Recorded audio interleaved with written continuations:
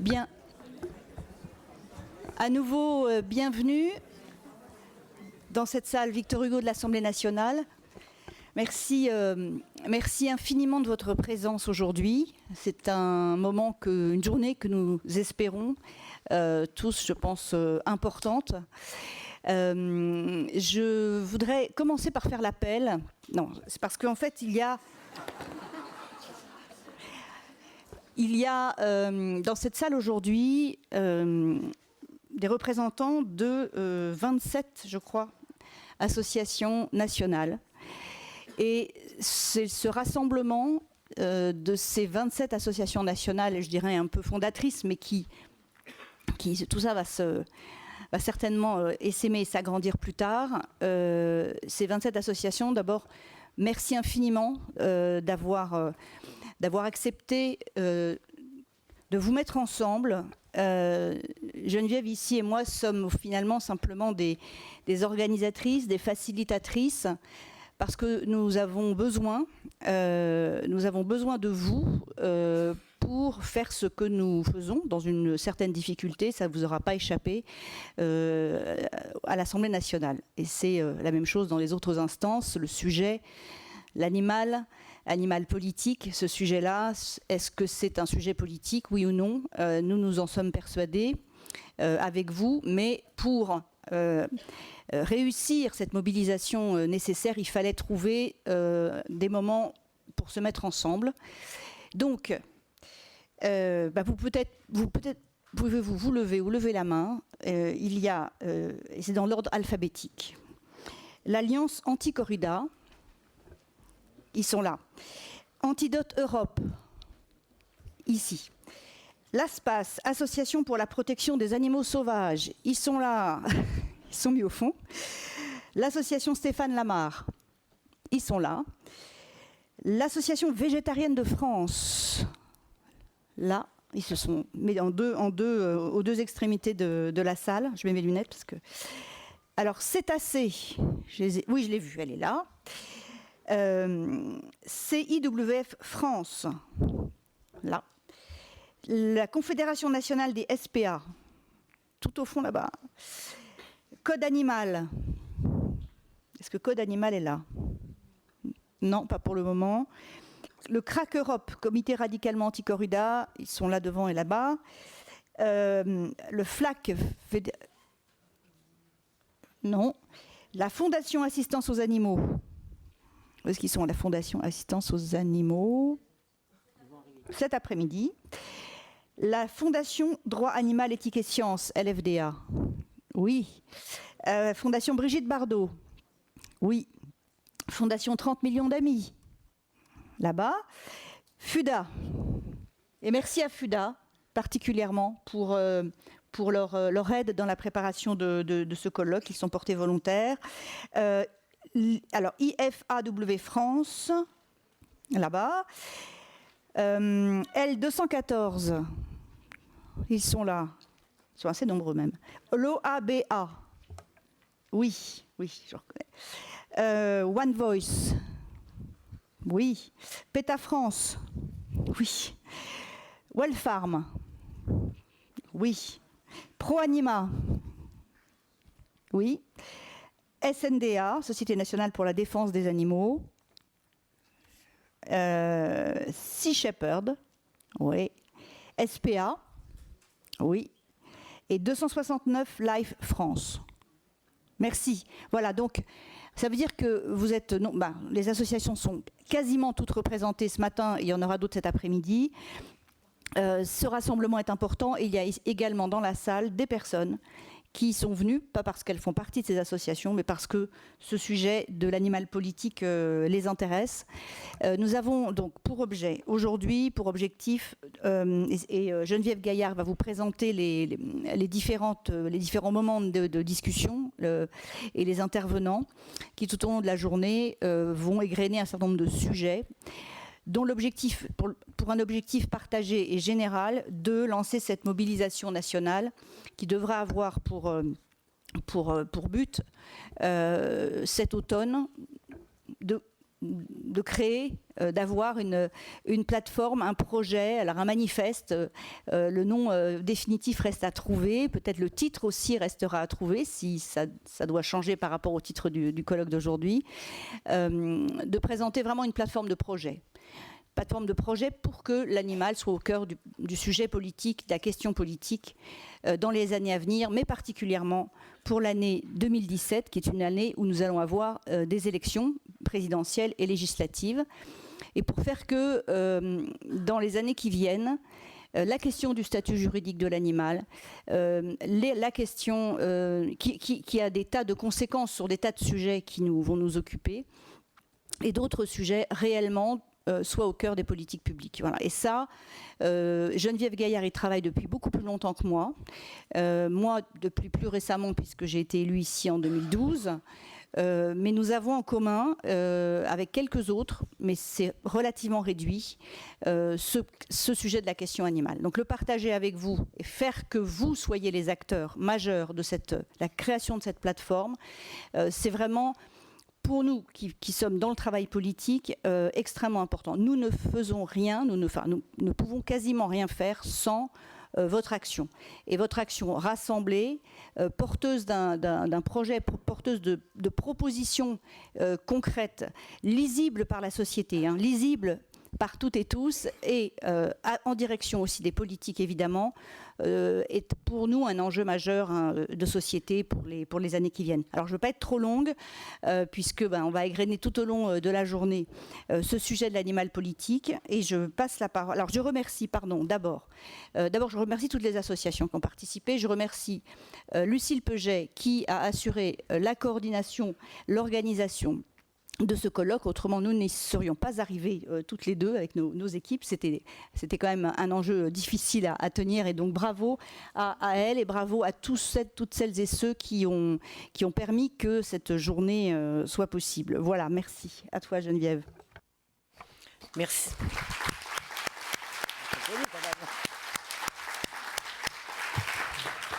Bonjour à toutes et à tous. Merci Laurence. Tout d'abord, je voudrais commencer par vous dire combien je suis heureuse, et il est quelquefois des moments de satisfaction dans notre vie politique et publique de voir une salle pleine autour de la problématique concernant les animaux.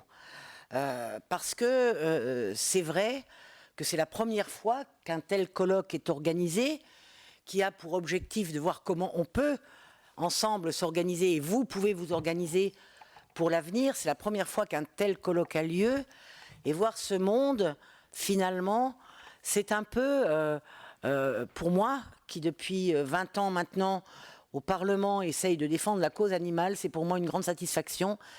Et j'espère que, à la fin de l'année, après que les étapes auront été franchies, eh bien, vous arriverez, et nous arriverons peut-être ensemble, à prévoir ce manifeste auquel, évidemment, vous devez tenir, mais auquel nous pensons qu'il est important de travailler pour soutenir la cause animale dans toutes ses dimensions. Alors, moi, vous le savez, je vais essayer d'être brève. Laurence l'a dit, ça fait 20 ans maintenant, un peu plus longtemps qu'elle, donc au Parlement, je m'intéresse aux animaux. J'ai créé le groupe d'études sur la protection animale, qui rassemble un certain nombre de parlementaires. Quelquefois, vous savez, on a tellement de programmes qui se chevauchent qu'on ne réunit pas tous les parlementaires en même temps, malheureusement. Nous avons tenté de travailler sur un certain nombre de points, je ne vais pas les égrener. Nous avons travaillé sur le transport d'animaux, sur le trafic d'animaux, sur les cirques, sur la corrida, avec une proposition de loi, une résolution qui n'ont jamais été entendues par nos gouvernants. Nous avons travaillé et nous avons fait une proposition de loi sur le statut de l'animal, dont vous savez ce qu'il est devenu, c'est-à-dire rien du tout. Nous travaillons actuellement sur la loi biodiversité, où il y a eu des problématiques animales qui se sont posées, et où finalement rien n'a véritablement marché, parce que, je le dis comme ça parce que ça me vient à l'idée. Je crois que dans nos sociétés, les élus où certains citoyens considèrent l'animal dans son côté utilitariste. Et comment l'homme peut-il utiliser l'animal? Vous savez, c'est une vieille culture que nous avons dans ce pays-là, sans regarder la force intrinsèque de ces êtres vivants, et donc sans les regarder pour ce qu'ils sont. Et désormais, et c'est l'objet de la première table ronde, je pense, et donc cela donne des images qui nous empêchent quelquefois d'avancer, et ça, nous le regrettons. Alors vous, sur le terrain, vous êtes très nombreux, et on le voit aujourd'hui, à défendre la cause animale. Et comment se fait-il, et c'est bien l'objet de notre colloque, qu'on n'arrive pas à faire avancer cette cause animale au niveau de nos instances, des gouvernements et de ceux qui nous dirigent? Et là, il y a de vraies questions à se poser. Le travail qui est fait est énorme, mais le résultat, finalement, moi, me déçoit un peu. Et donc, j'en suis sûrement aussi responsable.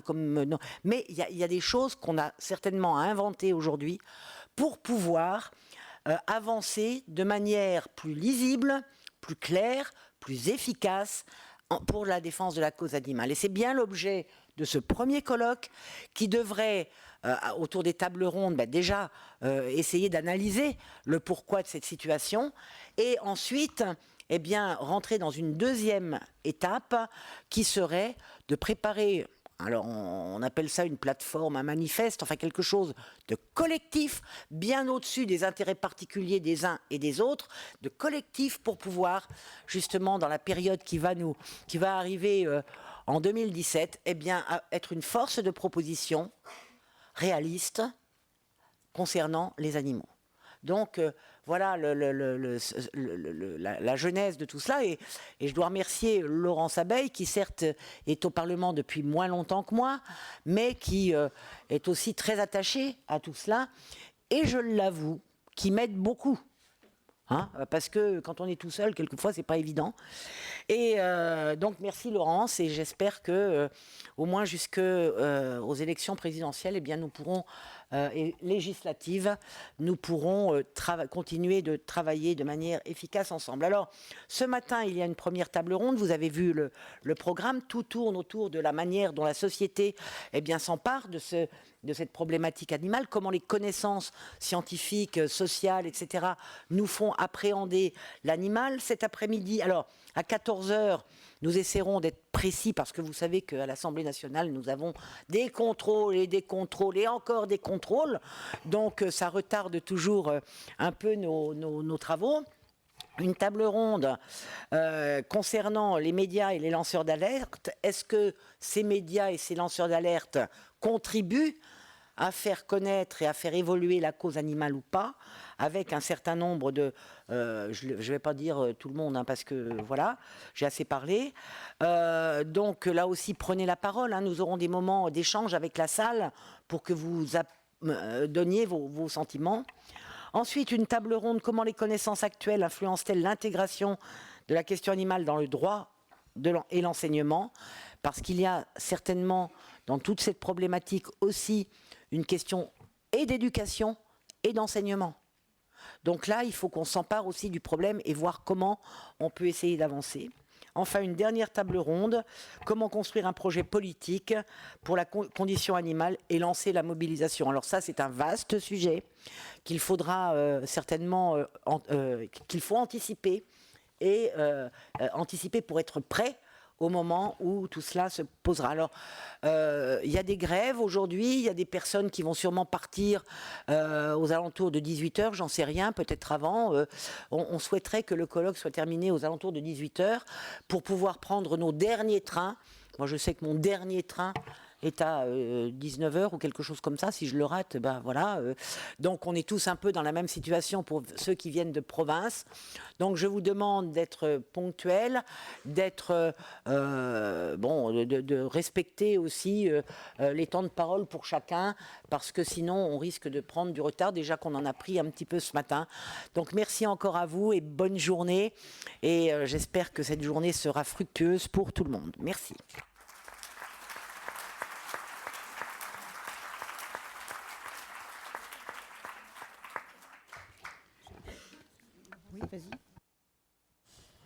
Bonjour à tous. Je voulais remercier Laurence Abeille et Geneviève Gaillard pour l'organisation de ce colloque pour lequel il y avait énormément d'attentes. Il y a énormément d'attentes, énormément de personnes qui se sont inscrites et qui étaient sur liste d'attente, qui n'ont pas pu nous rejoindre. Voilà, donc je suis très très contente de vous avoir tous avec nous, malgré les grèves. Merci aux intervenants, aux 27 associations, à toutes les personnes qui aident à la mise en place de ce colloque. Un petit rappel pour la pause déjeuner, il ne sera pas utile de récupérer vos cartes d'identité. Vous avez vos badges, essayez de ne pas les perdre. Il y en a déjà qui ont été perdus ce matin. Et donc voilà, essayez de respecter les horaires dans la mesure du possible. Nous allons donc commencer ce colloque. Pour la première table ronde, nous allons accueillir donc, pardon, je ne parle pas dans le micro, Pierre Jouventin, Martin Gibert et Vincent Message.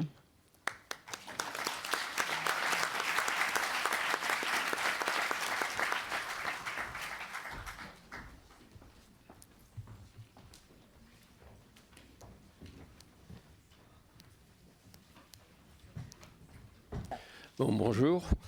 Alors, je vais essayer de faire en 20 minutes l'histoire de l'éthologie, de tous ces thèmes, y compris les plus modernes, et puis lancer quelques applications possibles dans notre pays. Alors, suivante. Alors, évidemment, au début de tout, au point zéro de l'éthologie, se trouvent des cartes, évidemment, qui n'étaient pas nulles par ailleurs, mais qui, en éthologie et en biologie, n'y connaissaient pas grand-chose, même rien du tout, et qui est arrivé, avec sa théorie de l'animal-machine, à dire que les animaux ne pensent pas et ne sentent rien, car ils ne parlent pas. Bon, ça paraît idiot, donc il avait un chien, mais enfin, bon, il avait d'autres raisons. Suivante. Alors, il faut dire que les animaux sont tellement difficiles à comprendre qu'on se trompe facilement. Vous connaissez peut-être l'histoire de Hans le Malin. Hans le Malin, c'était un cheval qui était calculateur, un génie, parce qu'il tapait du sabot jusqu'à trouver le résultat, c'est-à-dire on lui disait 8 fois 3 et il tapait bien de 4 coups.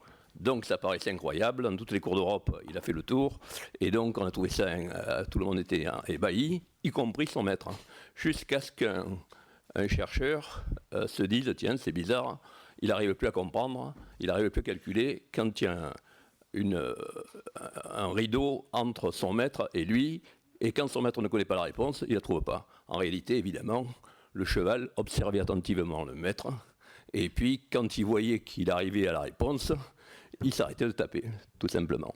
Donc vous voyez que les animaux comprennent mieux les gens que les gens ne les comprennent. Suivante. Alors, il faut parler quand même d'Henri Fabre, qui est quand même un précurseur important de l'éthologie, bien qu'il soit moins connu dans son pays, parfois, et qui a trouvé pas mal de choses intéressantes sur les instincts, comme on disait, des insectes.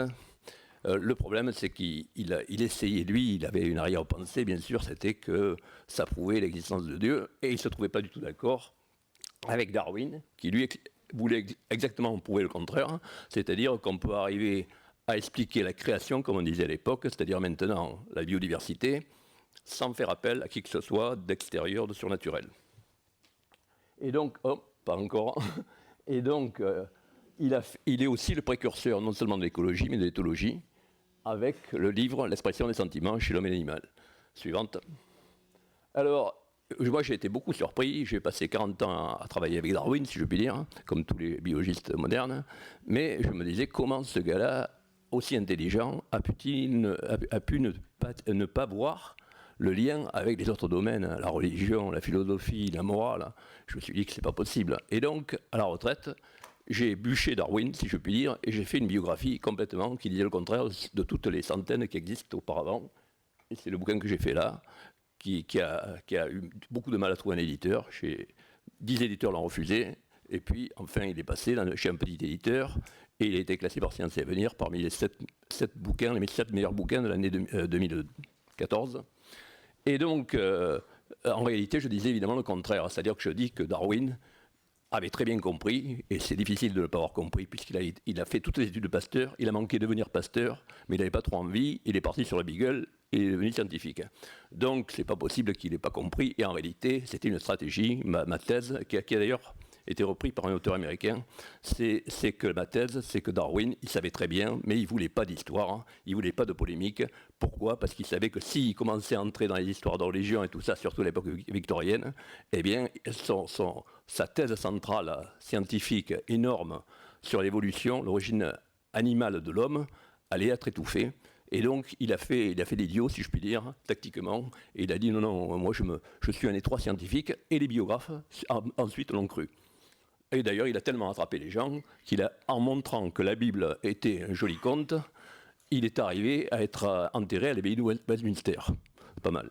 En tout cas, vous voyez donc les problèmes de religion, mais ça pose aussi les problèmes au milieu de racisme. Et donc, là, vous voyez 3 grands singes, et puis ici, vous voyez un nègre. Donc, vous voyez évidemment le problème que ça pose, c'est-à-dire toutes les dérives du darwinisme. Il n'y a pas que des dérives religieuses, enfin des discussions religieuses sur le fond, des discussions sur le racisme. Il y a aussi le problème du capitalisme, c'est-à-dire de la compétition qui aboutit à ce qu'on a appelé le darwinisme social, que Darwin n'appréciait pas du tout, il a dit clairement, mais enfin, il y a encore actuellement des gens qui pensent comme ça, la plupart d'ailleurs, dans l'économie, et par exemple Alain Mick en France, qui dit que le capitalisme c'est naturel. Et donc, non seulement Darwin a été un précurseur en évolution, évidemment, en écologie, etc., mais en éthologie et en éthique animale, ce qui est moins connu. Par exemple, pas dans ses textes publics, mais dans ses lettres personnelles, on lit une phrase, par exemple, mais il y en a plein, les animaux dont nous avons fait nos esclaves, nous n'aimons pas les considérer comme nos égaux. Donc ça prête pas confusion. Suivante. Alors, entrons maintenant dans l'éthologie officielle, si je puis dire, c'est-à-dire en 1973, le prix Nobel donné à Tinbergen, von Frisch et Lorenz, Konrad Lorenz, et ils appelaient ça l'éthologie objectiviste pour insister sur le fait que c'était vraiment scientifique et pas seulement de la psychologie animale un peu ésotérique comme c'était auparavant. Et puis, ils l'ont appelé aussi biologie du comportement. Suivante. Alors, on pourrait éteindre les lumières, là, parce que devant, c'est pas possible. Oui, encore plus, si c'est possible. Non, bon. En tout cas, ce qui est intéressant dans l'éthologie, c'est que c'est toujours en adaptation avec le milieu. C'est-à-dire qu'un comportement n'existe pas par rapport à lui-même, c'est toujours par rapport au milieu. Il faut qu'il soit adapté au milieu. Et ça fait le lien entre l'écologie et l'éthologie. Et à mon avis, bon, je n'ai pas le temps ici d'aborder ce problème, mais c'est un problème même intéressant et qui pose en France. C'est-à-dire que est-ce qu'on doit parler de l'animal et de sa souffrance, c'est-à-dire de l'individu, ou est-ce qu'on doit parler de l'écologie et de l'espèce, de la protection de l'espèce? Parfois, c'est opposé. Alors que j'ai l'impression que les deux organisatrices ont déjà franchi ce pas et ont compris. Donc, vous voyez, évidemment, là, ça peut attaquer l'éthologie des problèmes très, très prégnants, même chez l'homme, comme l'imprégnation sociale. Vous connaissez l'histoire classique de Lorenz. Suivante. Alors, éthologie, je passe tout de suite à l'éthologie récente, qui s'appelle éthologie cognitiviste, et en particulier Franz de Waal, qui est le plus connu au niveau mondial. Et vous voyez que là, c'est l'inverse. C'est-à-dire que jusqu'à présent, il y avait un terrorisme intellectuel qui faisait qu'on n'osait pas, il était interdit, moi je l'ai vécu, de parler des comportements, de faire la comparaison entre l'homme et l'animal. C'était de l'anthropomorphisme. Et puis là, ils ont pris le contre-pied, et au contraire, ils abordent tous les problèmes, toutes les questions qui étaient jusqu'à présent considérées comme le propre de l'homme. Et donc, suivante. Ils arrivent à parler donc de la raison, de l'intelligence, l'abstraction, l'utilisation d'outils, la conscience, le langage, la morale. Donc ça paraissait impossible jusqu'alors de parler de choses pareilles.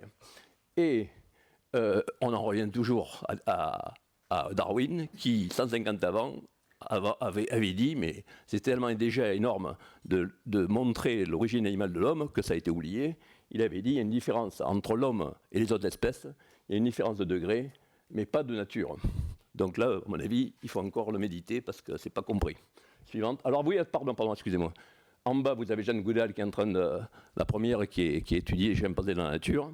Ben, c'est dans la nature qu'il y a le mode d'emploi, c'est-à-dire qu'on comprend comment fonctionne l'animal, parce qu'il est adapté, il est modelé par le milieu, par l'évolution évidemment, par la sélection. Et donc, vous voyez par exemple l'utilisation d'outils à droite avec un chimpanzé qui est en train de fourrer un bâton dans un tronc d'arbre pour manger des termites, sortir des termites et les manger.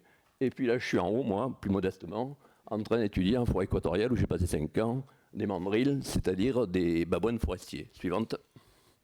Alors, arrivons maintenant au problème Problème difficile du langage. Est-ce que c'est un langage? Est-ce que c'est une communication? Le langage est-il réservé à l'homme? La communication est-elle pour les animaux? En réalité, à mon avis, c'est une question de vocabulaire, une question de mots. C'est la même chose, plus ou moins compliquée. La communication, tous les animaux communiquent. L'homme a un langage, c'est-à-dire a une communication très sophistiquée, c'est tout. Là, vous voyez à gauche Karl von Frisch qui est en train d'étudier ses abeilles. Passé, oui. Et là, vous voyez ce qu'il a trouvé, qui en Sorbonne a été considéré comme impossible longtemps, c'est-à-dire le langage des abeilles, c'est-à-dire comment un insecte qui a un cerveau gros comme une tête d'épingle arrive-t-il à imaginer, à faire d'abord l'angle, comme vous voyez en bas là ici, entre le soleil et la fleur, et puis ensuite, ici, alors ça sur un plan horizontal, et par le 8, le milieu de sa danse, sur un plan horizontal, donc, et à la lumière.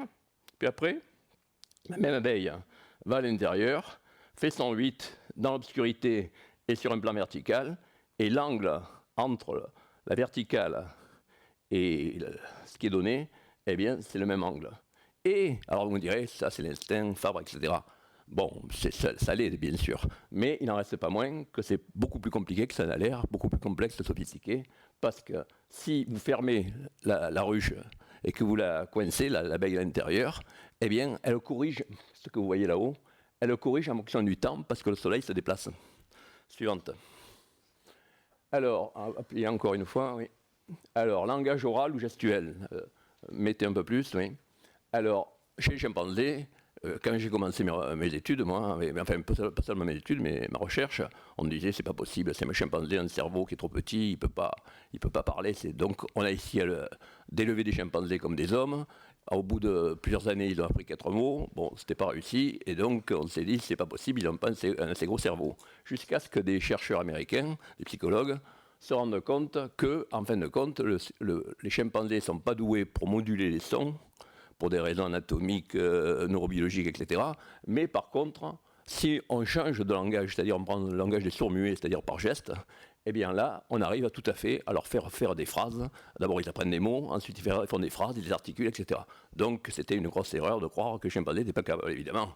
Ils ne font pas du Shakespeare, mais c'est en tout cas verbe, complément, sujet, etc. Donc là, vous le voyez en haut, en bas, dernier, oui. Là, vous le voyez plus moderne avec un ordinateur.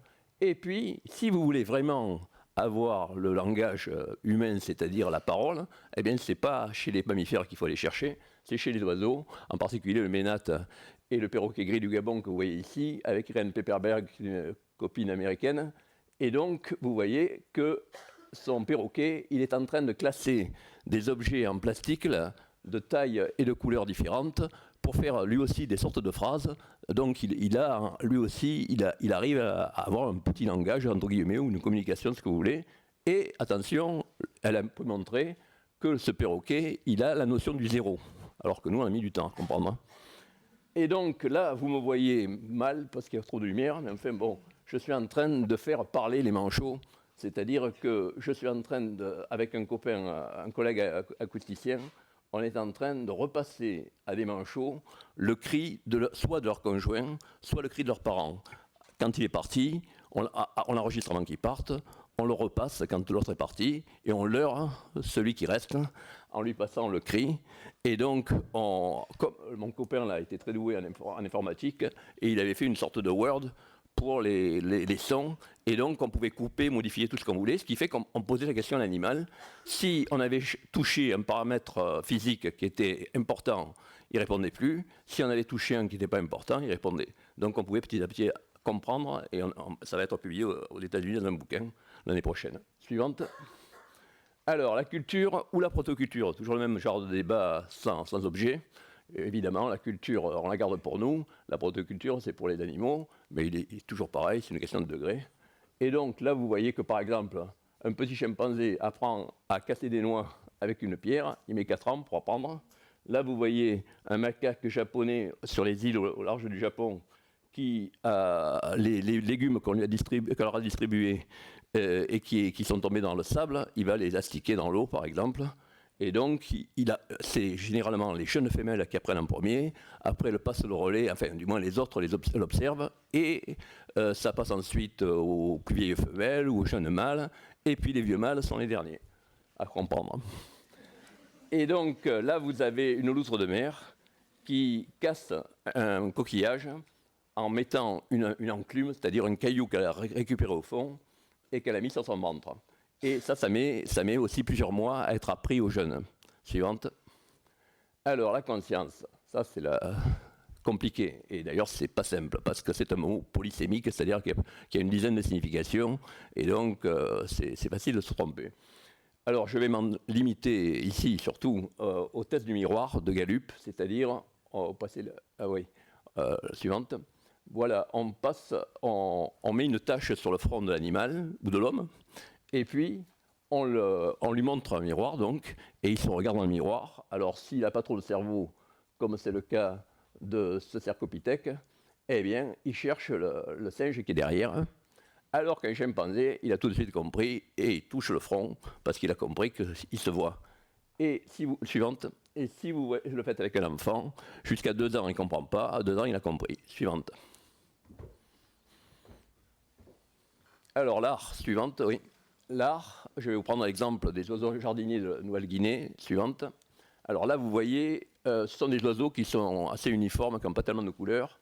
Le mâle construit une arène au milieu de l'herbe, là, il fait une sorte de construction, et puis danse dans son arène, et puis il attire la femelle, il copule, et après ils ont des petits.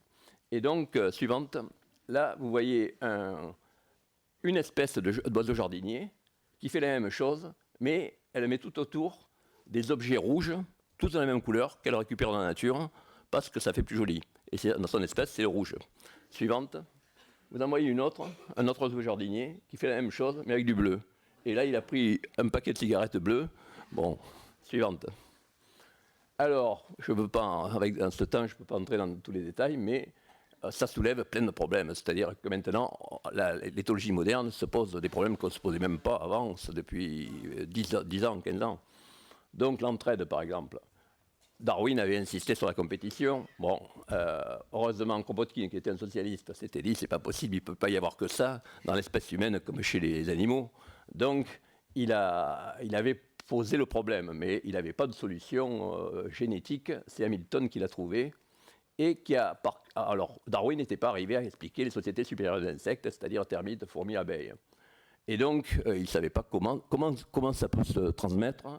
Qu'une abeille, par exemple, une ouvrière qui est stérile, comment ça peut s'expliquer génétiquement qu'elle puisse élever des milliers d'œufs? En réalité, ce n'est plus une sélection individuelle, c'est une sélection familiale. C'est-à-dire que l'ouvrière, en réalité, est la sœur de la reine. Donc, elle partage une partie de son génotype. Et donc, quand elle élève tous ces milliers de larves ou d'œufs, eh bien, elle contribue au patrimoine génétique de la famille, et donc c'est une sorte de tante qui élève des neveux, si vous voulez. Et là, aussi chez les chimpanzés, on s'est rendu compte qu'il y a des problèmes, et en particulier, ça touche à des problèmes de morale. C'est-à-dire, est-ce que c'est de l'égoïsme par rapport à l'altruisme, ou est-ce que c'est un égoïsme secondaire? Bon, il n'y a pas que des problèmes génétiques, bien sûr, il y a autre chose, mais quand même, ça vous montre qu'il y a des bases biologiques maintenant qui sont visibles et qui paraissaient impossibles. Et autre évolution récente de la science et en particulier de la génétique, jusqu'à présent, c'était tout en noir et blanc. C'est-à-dire, ou bien ça marchait, ou bien ça ne marchait pas, ou bien il y avait un gène qui décidait de tout, ou bien il n'y avait pas de gène. En réalité, maintenant, il y a l'épigénétique, c'est-à-dire que les gènes sont exprimés différemment en fonction du milieu. Donc, si vous avez tel gène, par exemple, diabète, et puis soit vous avez un diabète et vous ne pouvez pas y échapper, soit, la plupart du temps, suivant ce que vous mangez, ça va orienter sur un diabète ou pas. Donc, si vous avez un régime vraiment sérieux, vous n'aurez pas le diabète. Si vous avez mangé trop de gras, etc., vous allez avoir le diabète. Donc, on s'aperçoit qu'en réalité, et c'est amusant parce que ça revient à un vieux débat, la marque contre Darwin. La marque, évidemment, n'avait pas trouvé le mécanisme, mais il disait le milieu joue. Alors que Darwin avait trouvé le mécanisme, mais il était sur la compétition. Or là, on arrive à retomber sur nos pattes, puisque l'épigénétique permet de montrer que non seulement le milieu joue, mais ça peut être héréditaire. Donc c'est une intermédiaire. Suivant. Alors, l'altruisme. Alors, 2 bouquins intéressants. L'âge de l'empathie, France Deval, toujours le même que je vous ai présenté tout à l'heure. Et puis, je m'excuse de me faire ma pub, Une louve dans ma famille, que j'ai publié là. Et alors là, je vais vous raconter une histoire assez folle et qui va vous déplaire sans doute, parce que c'est exactement le contraire de ce que vous pensez. C'est-à-dire que le hasard a fait que le directeur du zoo de Montpellier m'a téléphoné, pendant qu'à l'époque j'étais à la fac des sciences de Montpellier, pour me dire on va être obligé de piquer nos jeunes loups, là, la portée qu'on vient d'avoir, parce qu'on n'arrive pas à les vendre, personne n'en veut. Donc j'ai vu que votre femme était une fanat des loups. Quand on lui racontait le petit chaperon rouge, elle pleurait quand le loup était tué. Donc, elle était un peu anormale. Et donc, il me dit, bon, ben voilà, est-ce que vous êtes d'accord pour prendre un loup ? Alors, un loup, moi, je suis contre par principe. J'ai toujours été contre. Mes études, j'ai eu un mal fou à passer ma thèse parce que j'ai jamais fait de vivisection, qui est interdit actuellement encore. Et donc j'étais coincé parce que moi, je suis spécialiste des animaux sur le terrain. C'est pour des raisons scientifiques, c'est-à-dire je ne veux pas de biais, et puis pour des raisons éthiques. Et donc j'ai passé 10 ans en Antarctique et dans les îles autour à étudier les manchots, les albatros, les phoques, etc. Et puis j'ai passé 5 ans à étudier le mandrake, comme vous avez vu tout à l'heure. Et donc je me retrouvais dans un cas de conscience insoluble, c'est-à-dire qu'est-ce que je fais ? Je laisse piquer l'animal. Qu'est-ce que je fais ? Ma femme, je lui fais plaisir ou je mets un animal ? C'était un truc de fou, quoi. Donc, j'ai posé la question à ma femme, qui était emballée, et moi, j'avais 35 ans à l'époque, donc j'étais un peu naïf. Donc, je croyais qu'il n'y avait aucun problème, et on s'est récupéré un loup à la maison, mais, deuxième bêtise, j'avais pas de jardin. J'avais, à l'époque, un appartement en plein centre-ville, au 2e étage. Alors, bon, j'étais en train de retaper une baraque que j'habite actuellement avec un grand enclos, donc je me suis dit, ça va durer quelques mois, puis on va changer. Manque de chance, les travaux ont duré, ça a duré plus de 4 ans. Donc, j'ai été le premier au monde, j'espère le dernier, à élever un loup dans un appartement, parce que c'est un truc de fou. Enfin bon, j'ai fait un bouquin que vous voyez là, pour l'expliquer, je ne vais pas vous le détailler, mais par contre, cette histoire de fou, tout à fait par hasard, parce que personne ne fait un truc pareil, a abouti à un résultat incroyable que je viens à peine de faire accepter par la science il y a une semaine, c'est que les loups, et ça, personne, sont altruistes, c'est-à-dire qu'ils défendent les membres de leur meute. Et donc, j'ai d'abord fait le bouquin, puis je me suis dit quand même, je suis un scientifique, il faut quand même que je fasse un article scientifique. Donc j'ai fait l'article scientifique en anglais, parce que c'est la langue obligatoire, et puis je l'ai envoyé à une grande revue internationale, j'ai été refusé par 10 revues, et tous les experts spécialistes du loup ont dit, c'est pas possible, et ils rêvent ce bonhomme, parce qu'en 50 ans d'observation, on n'a jamais vu ça. Et donc, en réalité, il faut être dans la meute pour que ça se passe. C'est-à-dire, et là, le hasard a fait que nous étions dans la meute, puisque nous formions la meute. Et donc, vous voyez ma femme. Alors là, c'est aussi la même histoire que Lorenz, c'est-à-dire que le loup, quand on avait pris avant qu'il ouvre les yeux, donc il se prenait pour un homme. Hein. Donc, ça signifie qu'il s'identifie à vous et qu'il vous considère comme un autre loup, membre de la meute. Et c'est comme ça qu'on a découvert que le loup, alors on a mis 6 mois avant de comprendre, parce que on ne comprenait pas. Quand on se mettait au balcon, elle nous tirait par le fond des potes du pantalon. Quand on approchait d'une piscine, elle nous tirait par le bras. Alors au début, on ne comprenait pas. Et puis, voilà, là, vous voyez par exemple ma femme qui fait semblant de se jeter par la fenêtre du 2e étage. Et la louve qui la retient par le col. Vous voyez ? Et puis, autre image suivante. Là, vous voyez ma femme qui fait semblant de se baigner dans une baignoire sans eau et habillée.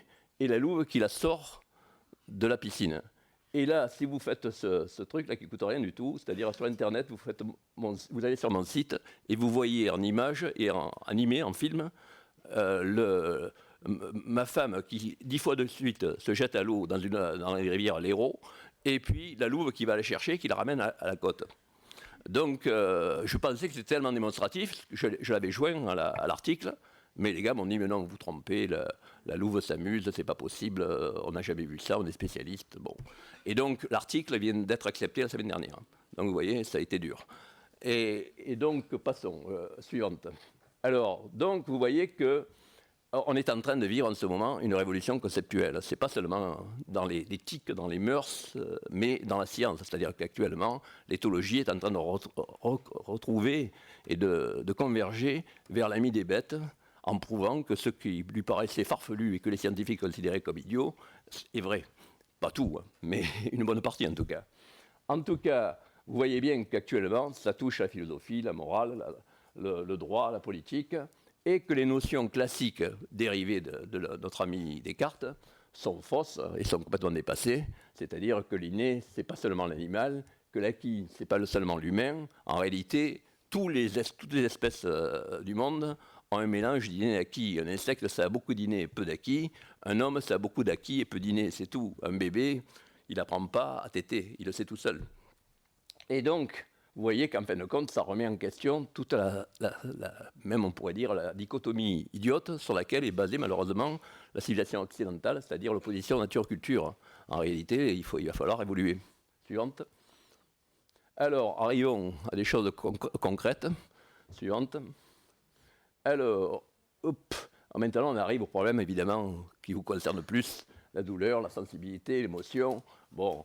Les animaux souffrent-ils? Lesquels? Alors là, c'est compliqué, ça évolue continuellement dans le temps, puisqu'on en découvre des tas de choses. On croyait que les poulpes étaient des idiots parce que c'était des mollusques, on s'aperçoit que c'est des gens intelligents. On s'aperçoit qu'ils font des tas de trucs incroyables. Donc ça évolue, et c'est difficile de savoir où il faut mettre la barre, et puis faut-il en mettre une. Suivante. Alors, moi j'ai été obligé, je vous raconte, j'ai refusé de faire de la vivisection, donc j'ai manqué de devoir arrêter mes études et ne pas devenir éthologiste, parce que je ne voulais pas faire la vivisection, or c'est obligatoire dans les travaux pratiques de physiologie animale. Et donc, je vous signale qu'actuellement, 50 ans après, c'est toujours pareil. C'est-à-dire que si vous voulez faire des études de biologie, vous devez apprendre à tuer pour étudier la vie. Bon, passons.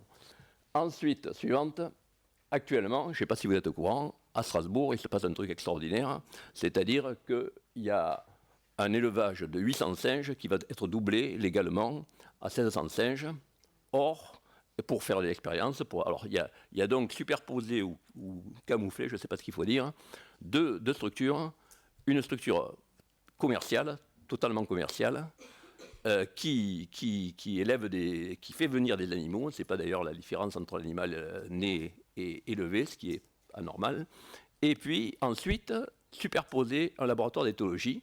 Bon, je suis mal placé pour dire qu'ils n'ont pas besoin de crédit, parce que j'ai bien vu qu'il n'y avait pas beaucoup d'argent en éthologie, mais n'empêche que c'est quand même un peu troublant que cette association donne, je viens de le lire hier, 800 000 € par an à l'université Louis Pasteur pour justifier son existence, et c'est une association qui n'a pas à fournir sa comptabilité, et qui achète quelques centaines d'euros, 100 ou 200 €, les macaques à l'île Maurice, en Inde, en Chine ou je ne sais pas où, et qui les revend minimum 5 000 €. Donc vous vous rendez compte qu'il y a un truc là qui est bizarre. Moi j'aimerais bien que la justice aille tourner là-dedans. Suivante.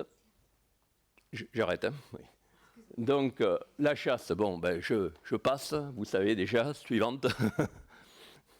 Alors je voudrais terminer sur Claude Lévi-Strauss, sur les sciences humaines, qui a vu les choses bien avant les autres. Pourquoi? Parce qu'il était juif, parce qu'il a manqué partir dans un camp de concentration et être exterminé comme bien des juifs. Et il s'est posé le problème, que se posait d'ailleurs Vercors aussi, c'est-à-dire, qu'est-ce qu'un homme? Comment on peut en arriver à zigouiller les gens industriellement en disant que ce n'est pas des hommes? Et il en est arrivé à la conclusion que quand on met une barrière entre l'homme et l'animal, il suffit après de la déplacer.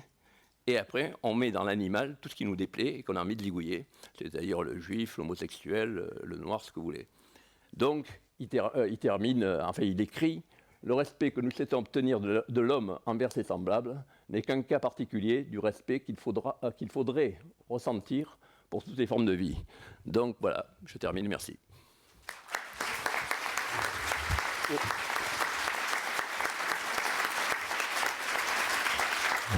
Merci Pierre pour cet exposé. Alors, je vous prie de m'excuser, j'ai oublié de faire les présentations. Si vous n'avez pas eu l'occasion de lire le programme, donc Pierre Jouventin est directeur de recherche au CNRS en éthologie des oiseaux et mammifères et ancien directeur de laboratoire CNRS d'écologie. Voilà, donc je vous prie de m'excuser pour cet oubli. Nous allons donner la parole à Martin Gibert, qui est donc philosophe spécialisé en psychologie morale et chargé de cours en éthique à l'Université de Montréal. C'est à toi, Martin. Oui, bonjour à toutes et à tous et merci aux organisatrices pour ce colloque.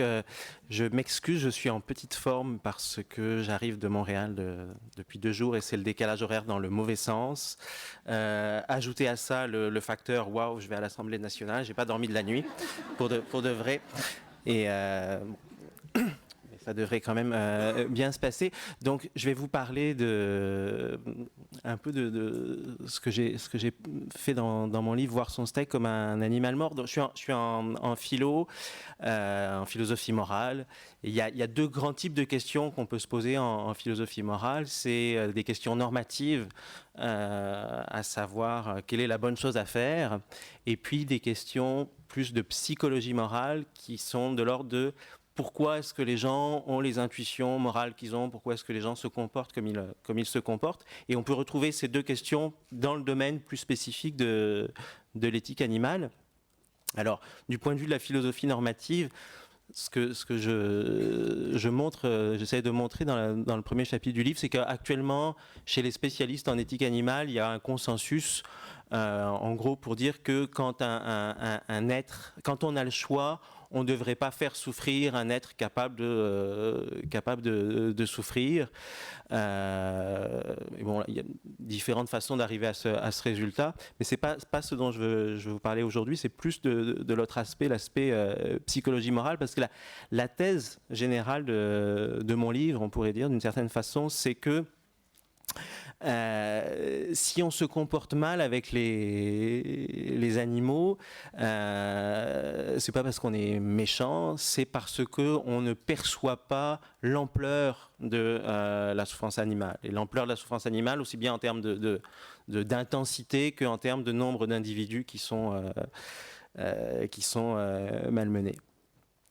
Alors, donc c'est cette idée d'un défaut dans la perception, une défaillance dans la perception morale, s'applique à mon avis particulièrement bien à notre rapport aux animaux. Puis je suis pas le premier diapo. Je suis pas le premier à en parler. La philosophe écoféministe Carol G. Adams, dont le livre vient d'être traduit en français, La politique sexuelle de la viande, avait cette thèse-là. Donc je lis sa citation. J'essaie de lire sa citation. Derrière chaque repas carné, il existe une absence, la mort de l'animal dont la viande occupe la place. Le référent absent est à la fois ce qui sépare le mangeur de viande de l'animal et l'animal du produit fini. La fonction du référent absent consiste à tenir notre viande à distance de l'idée qu'elle ou il fut jadis un animal. Donc là, on a vraiment cette idée que on voit, quand on voit un steak, en tout cas quand la plupart des gens voient un steak, il y a quelque chose qui est absent. Le référent absent du steak, c'est l'animal qui a servi à produire le steak. Donc, Carol Adams, elle fait ça, elle s'y intéresse dans une perspective, je vous disais, écoféministe, mais on peut aussi s'y intéresser dans une perspective plus de psychologie morale. Et en fait, ça a été mon entrée, ce qui a fait que j'ai décidé de travailler sur cette question et d'écrire ce livre. C'est une expérience faite en Australie, qui est l'expérience des moutons. Diapo. Ah, bon. Je vous donnerai les diapos. Alors, l'expérience des moutons, on prend 2 groupes de personnes et il y a un premier groupe qui voit une photo de mouton avec la légende « Ce mouton va être conduit à l'abattoir, tué, découpé et sa viande sera vendue à un supermarché ». Et puis à ces personnes-là, on demande d'évaluer les capacités cognitives de ce mouton. Donc spontanément, on est tous capables d'évaluer les capacités cognitives d'un animal. Typiquement, on va avoir l'intuition, et on a probablement raison, qu'un insecte a moins de capacité cognitive qu'une souris moins de capacité cognitive qu'un chien, un chien moins qu'un singe. Donc là, voilà, les gens évaluent, selon eux, les capacités cognitives de ce mouton. Puis il y a un deuxième groupe à qui on montre la même photo, mais avec une légende un petit peu différente. Ce mouton va être changé de pré et va passer le reste de sa vie à manger de l'herbe avec d'autres moutons. Diapo. Là, qu'est-ce qu'on constate? C'est que le groupe à qui on a dit que le mouton allait être envoyé à l'abattoir attribue moins de capacité cognitive au mouton que le groupe à qui on a dit que le mouton allait être changé de près. Alors, mystère, comment est-ce qu'on explique ce phénomène, cette différence entre les deux groupes? Diapo. Eh bien, c'est ce qu'on appelle, c'est ce que les psychologues appellent le paradoxe de la viande, qui est quelque chose que je développe beaucoup dans le 3e chapitre de mon livre. C'est quoi le paradoxe de la viande? C'est cette idée que la plupart des gens, si on met les psychopathes à part, mais qui représentent un faible pourcentage de la population, de l'ordre de 1%, la plupart des gens non psychopathes, donc, on éprouve de l'empathie envers les animaux. Vous leur montrez des images d'abattoirs, ils vont être choqués. Mais en même temps, la plupart des gens consomment régulièrement des animaux. Et donc il y a paradoxe. Pourquoi? Parce qu'il y a d'un côté, j'aime les animaux, et de l'autre, j'aime la viande. Et les deux ensemble, ça a du mal à passer. Diapo. Donc là, un dessin de Insolent Veggie qui résume un peu le paradoxe de la viande. Le salon de l'agriculture ferme ses portes et la maman dit à son enfant: et maintenant, un gentil monsieur va tuer tes amis les animaux et maman te fera manger leurs cadavres. Maman est tout à fait saine d'esprit, il n'y a aucun souci. Donc c'est une illustration du paradoxe de la viande. Alors pour traiter scientifiquement ce paradoxe de la viande, ce que les psychologues utilisent, c'est une théorie très connue en psychologie sociale, qui est la théorie de la dissonance cognitive. Diapo. Alors, qu'est-ce que c'est que la dissonance cognitive? Ben, y a dissonance cognitive quand on a deux pensées qui sont en contradiction ou en tension l'une avec l'autre, ou une pensée qui est en tension avec un comportement. Donc dans le cas du paradoxe de la viande, ben, ce qui entre en tension, c'est la pensée, les animaux sont sensibles, les animaux sont capables de ressentir la douleur, qui entre en tension avec le comportement. Je mange des animaux, et en général, je sais que si je mange un animal, il est passé à un moment donné par la case abattoir. Alors, comment le cerveau... Le cerveau humain n'aime pas du tout les dissonances. Donc, et des dissonances, on en a dans plein de domaines différents. Mais comment est-ce que le cerveau humain fait pour traiter une dissonance cognitive? Ben, il y a trois stratégies de base. D'une part, on peut changer son comportement.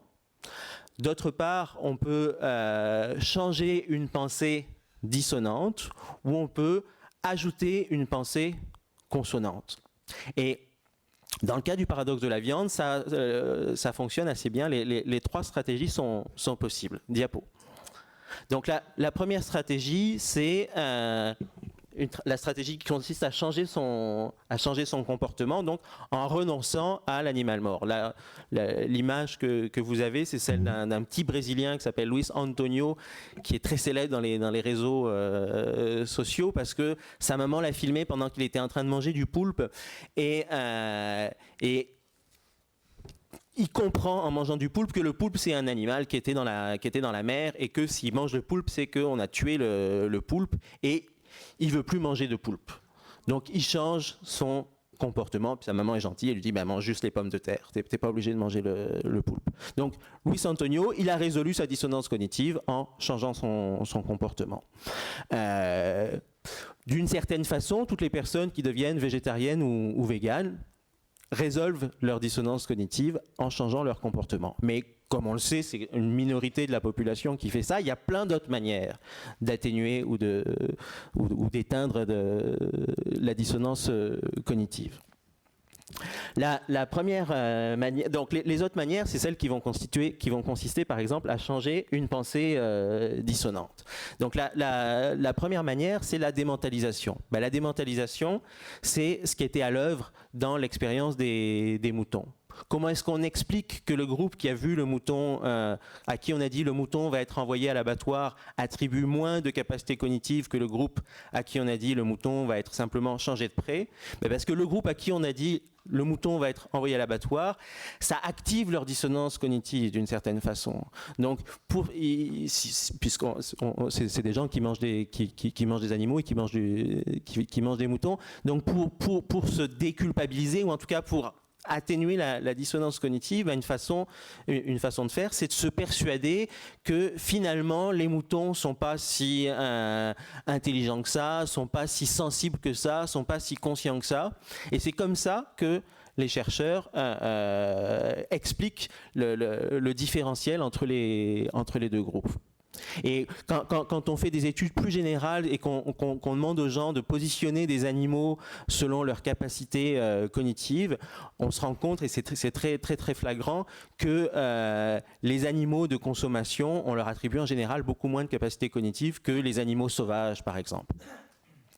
Et alors là il y a un chien et un cochon. Évidemment dans notre rapport aux animaux, on va sélectionner, il va y avoir des groupes d'animaux qui sont plutôt des animaux faits pour être aimés, des animaux qui sont faits pour être mangés, des animaux qui sont faits pour être regardés, les animaux sauvages, je ne sais pas pourquoi ils sont faits, mais en tout cas il y a différents groupes, et ça on va démentaliser de façon sélective. Diapo. Autre stratégie qui va plus loin que la démentalisation, c'est ce qu'on appelle la suicide food. Donc la suicide food, c'est littéralement des animaux qui désirent être mangés. Alors ça existe pas en vrai, mais par contre dans les représentations d'animaux, assez souvent on va en voir. Donc là on a un cochon sur un marchand de viande de cochon, où le cochon a l'air très, très content. Et puis la vache qui rit, quelque part, c'est de la suicide food, parce que la vache qui rit, elle est heureuse. Si on se demande pourquoi est-ce qu'elle est heureuse et qu'on creuse un peu, elle est heureuse parce qu'on envoie son veau à l'abattoir, parce qu'on la traite, parce qu'elle-même va aller à l'abattoir à un moment donné. Donc il y a quelque chose d'un peu pervers dans la suicide food, mais en même temps, si on regarde ça du point de vue de la dissonance cognitive, pour le cerveau humain, c'est assez extraordinaire. Parce que là, on n'a plus de tension, c'est l'animal qui désire être mangé, donc en mangeant l'animal, je fais plaisir à l'animal. Diapo. Autre façon de changer une pensée dissonante, c'est de dissocier au maximum le produit qu'on mange et l'animal. Ça rappelle aussi la citation de Carol Adams qu'on avait tout à l'heure. Évidemment, les publicitaires et les gens qui font du marketing vont beaucoup utiliser ça, parce que les gens qui font du marketing ont conscience qu'il peut y avoir un problème de paradoxe de la viande, et donc ils s'arrangent pour que le produit fini qu'on mange rappelle le moins possible l'animal mort. Donc là on a un steak haché qui a un bonhomme sourire, et puis on a avec le slogan mettez de la bonne humeur dans votre assiette. Donc on insiste sur le côté bonne humeur, évidemment on dit pas mettez un animal mort dans votre assiette. Même chose avec le foie gras, là on insiste sur l'aspect tradition et pas sur l'aspect animal mort. Diapo. Alors tout ça rentre dans ce que la psychologue américaine Melanie Joy appelle le carnisme. Qu'est-ce que c'est que le carnisme? C'est une idéologie invisible qui nous conditionne à trouver normal, naturel et nécessaire de consommer des animaux. Depuis qu'on est, pour la plupart des gens, depuis qu'on est enfant, on ne cesse de recevoir le message qu'il est normal, naturel et nécessaire de consommer des animaux. Et c'est quelque chose qui est extrêmement présent, dont on ne se rend pas compte tant qu'on consomme des animaux. En général, on se rend compte de cette idéologie invisible quand on devient végétarien ou vegan, mais voilà, il y a tout un tas d'éléments dans la culture. Si vous prenez, si vous regardez des émissions de recettes à la télévision comme MasterChef, donc oui, il y a un aspect cuisine, mais il y a un message qui est sans cesse passé en contrebande, c'est que un vrai repas, c'est un repas avec de l'animal mort. Si vous regardez des livres pour enfants comme Martine, il y a un message qui est aussi envoyé, c'est que les fermes sont des endroits merveilleux où tous les animaux sont heureux. Donc ça, c'est ce qui est développé dans le livre de Mélanie Joy, l'idéologie carniste. Diapo. Alors, je vais insister un peu maintenant sur non plus quand on change quand on enlève une pensée dissonante, mais quand on rajoute des pensées consonantes, puisque c'est là aussi la troisième grande stratégie pour atténuer la dissonance cognitive.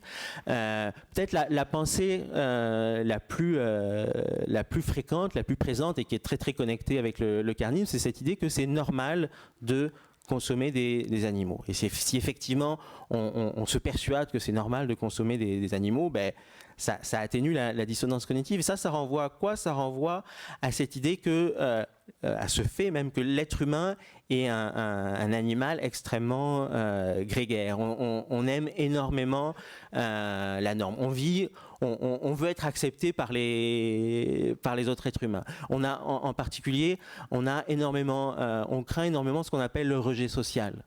Alors pour expliquer même plus que le rejet social, la douleur sociale. Pour expliquer la douleur sociale, il y a un exemple que j'aime bien, c'est quand vous savez, quand on est enfant et qu'on fait des équipes de sport. Là, par exemple, pour le ballon prisonnier, il y a une stratégie pour faire les équipes où il y a les deux capitaines qui sont désignés ou autodésignés, puis ils appellent un à un les gens. Et évidemment, il y a quelqu'un qui a appelé en dernier. Si vous êtes déjà arrivé d'être cette personne qui a appelé en dernier, vous vous souvenez sans doute que c'est pas du tout agréable. Ce que vous avez ressenti, c'était de la douleur sociale. Et quand on est exclu d'un groupe social quelconque, on ressent de la douleur sociale. Évidemment, tout ce qui est repas, ça rentre dans ces normes sociales et manger différemment des autres, c'est quelque chose qui peut être difficile. Un autre élément lié à ces questions de normes sociales, c'est la théorie du B+. Alors ça, c'est un truc nouveau qui n'est pas dans mon livre, pour ceux qui, il y en a sans doute plein qui se disent « Ok, ils répètent toujours la même chose », là il y a un truc un petit peu nouveau. La théorie du B+, c'est un chercheur américain qui s'est spécialisé, un chercheur en psychologie morale, sur la morale des profs d'éthique.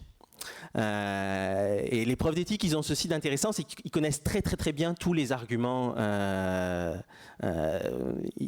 Ils connaissent Peter Singer, ils enseignent Peter Singer à leurs étudiants, ils espèrent que leurs étudiants vont devenir végétariens éventuellement, mais il y en a tout un tas qui connaissent, même s'ils connaissent très bien les arguments, ne sont pas eux-mêmes végétariens ou véganes. Donc comment est-ce qu'on fait pour expliquer ce truc-là, que quelqu'un qui est très au point applique pas dans sa vie. Bon, ils l'appliquent un peu plus dans leur vie, les profs d'éthique quand même en général, que les autres, mais pas tous.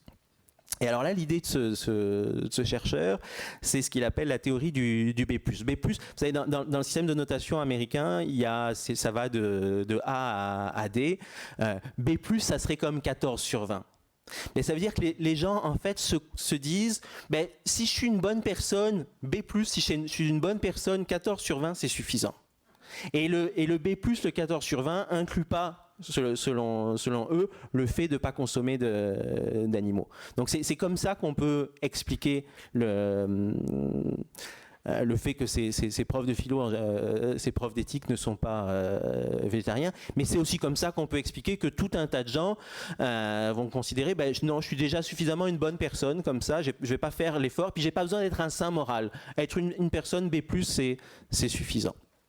Alors, ce qu'il faut quand même savoir avec l'histoire de normes, là, ça joue contre les animaux, mais les normes, ça peut se changer et on peut tout à fait imaginer que dans quelques temps, le B+ sera monté et puis que B+, ce sera vegan. Diapo. Autre pensée consonante qu'on entend très souvent, c'est naturel. Donc, il faut manger de la viande parce que c'est correct de manger de la viande parce que c'est naturel. Nos ancêtres mangeaient de la viande, les animaux, les carnivores mangent de la viande. Ça, d'un point de vue philosophique, c'est pas un argument concluant, c'est ce qu'on appelle un sophisme naturaliste, c'est-à-dire que c'est pas parce que quelque chose est naturel que cette chose est bonne. Il y a la violence est naturelle, les maladies sont naturelles, les tremblements de terre. Donc c'est pas parce qu'une chose est naturelle qu'elle est bonne, mais on commet très très souvent le sophisme naturaliste, et dans le cas de la viande, ça permet de faire une pensée consonante qui renforce le comportement. Diapo. Autre pensée consonante aussi qui permet de résoudre ou au moins d'atténuer fortement le paradoxe de la viande, la dissonance cognitive, c'est l'idée que c'est nécessaire. Parce qu'effectivement, s'il était nécessaire de consommer de la viande, ça voudrait dire qu'on n'ait pas le choix. Les questions morales se posent quand on a le choix. Si on n'a pas le choix, il faut le faire.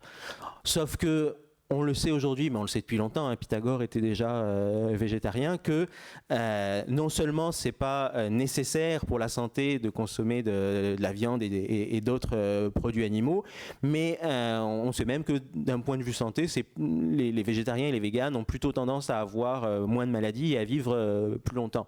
Là, à gauche, à droite, vous avez Serena Williams, qui est quand même la championne du monde de tennis actuellement, si je me trompe pas, et qui est végane. Et à droite, vous avez David Jenkins. Alors David Jenkins, c'est le titulaire de la chaire de recherche en nutrition du Canada. Donc c'est le grand chef en nutrition au Canada. Et il est végane et il fait la promotion du véganisme. Donc c'est pas nécessaire. Diapo. Autre pensée consonante, c'est viril. Et effectivement, il y a une association implicite forte entre la consommation de viande et la virilité. Quand on fait des tests, on présente l'histoire d'une personne, tantôt cette personne, on la met végétarienne, tantôt on la met omnivore, pas d'une personne, d'un homme. Donc tantôt l'homme est végétarien et tantôt l'homme est omnivore, et qu'on demande d'évaluer la virilité, le végétarien est considéré comme moins viril. Et cette association entre la viande et la virilité, on la voit aussi dans le fait que les femmes deviennent plus facilement végétariennes que les hommes. Très souvent, ce qui fait obstacle, les femmes vont dire moi je serais prête à être végétarienne, mais mon mari, lui, il a vraiment besoin de sa viande. Donc on sent qu'il y a vraiment un nœud à ce niveau-là. Voilà, quelqu'un comme Carol Adams, dont je parlais tout à l'heure, avec son livre La politique sexuelle de la viande, a vraiment enquêté sur ce nœud-là entre virilité et viande. Donc là, oui, sur les images, donc les vrais hommes font du barbecue, manger comme un homme. Diapo. Dernière pensée consonante que je voulais vous présenter, c'est ce n'est pas un problème moral ou ce n'est pas un problème sérieux. Alors ici, on a un dessin de Émilie Plateau, deux personnes au supermarché. Le premier dit « J'amènerai un steak de soja pour le barbecue, ça a la même consistance qu'un steak normal. » Donc on devine qu'il est végétarien et qu'il est invité à un barbecue et qu'il apporte son propre steak. Et qu'est-ce que lui répond son ami ? Je ne vois pas pourquoi on invente des substituts si au final le goût est le même. Et je trouve ce dessin assez fin parce qu'il montre bien une forme de dénégation du problème.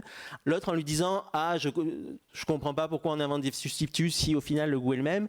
Qu'est-ce qu'il est en train de dire ? Il est en train de dire, mais non, il n'y a pas de problème moral. Si les gens mangent des steaks de soja, c'est juste une histoire de goût, et puis c'est un peu bizarre parce que le goût est le même. Donc c'est vraiment une façon de ne pas prendre au sérieux la question morale. Et ça, c'est une forme d'atténuation de la dissonance cognitive qui est extrêmement présente. Les gens vont dire, non, c'est pas un vrai problème, c'est pas un enjeu, c'est juste des animaux ou ce genre de choses. Et puis je vais conclure avec une citation diapo d'Angela Davis que j'aime bien. Angela Davis qui a dit il n'y a pas très longtemps: d'habitude je ne mentionne pas que je suis végane, mais c'est en train de changer. Je pense que c'est un bon moment pour en parler parce que cela s'inscrit dans une perspective révolutionnaire, à savoir comment nous pouvons développer des relations plus compatissantes, non seulement avec les êtres humains, mais aussi avec d'autres créatures, celles-là même avec lesquelles nous partageons cette planète. Et je peux m'arrêter là. Merci infiniment.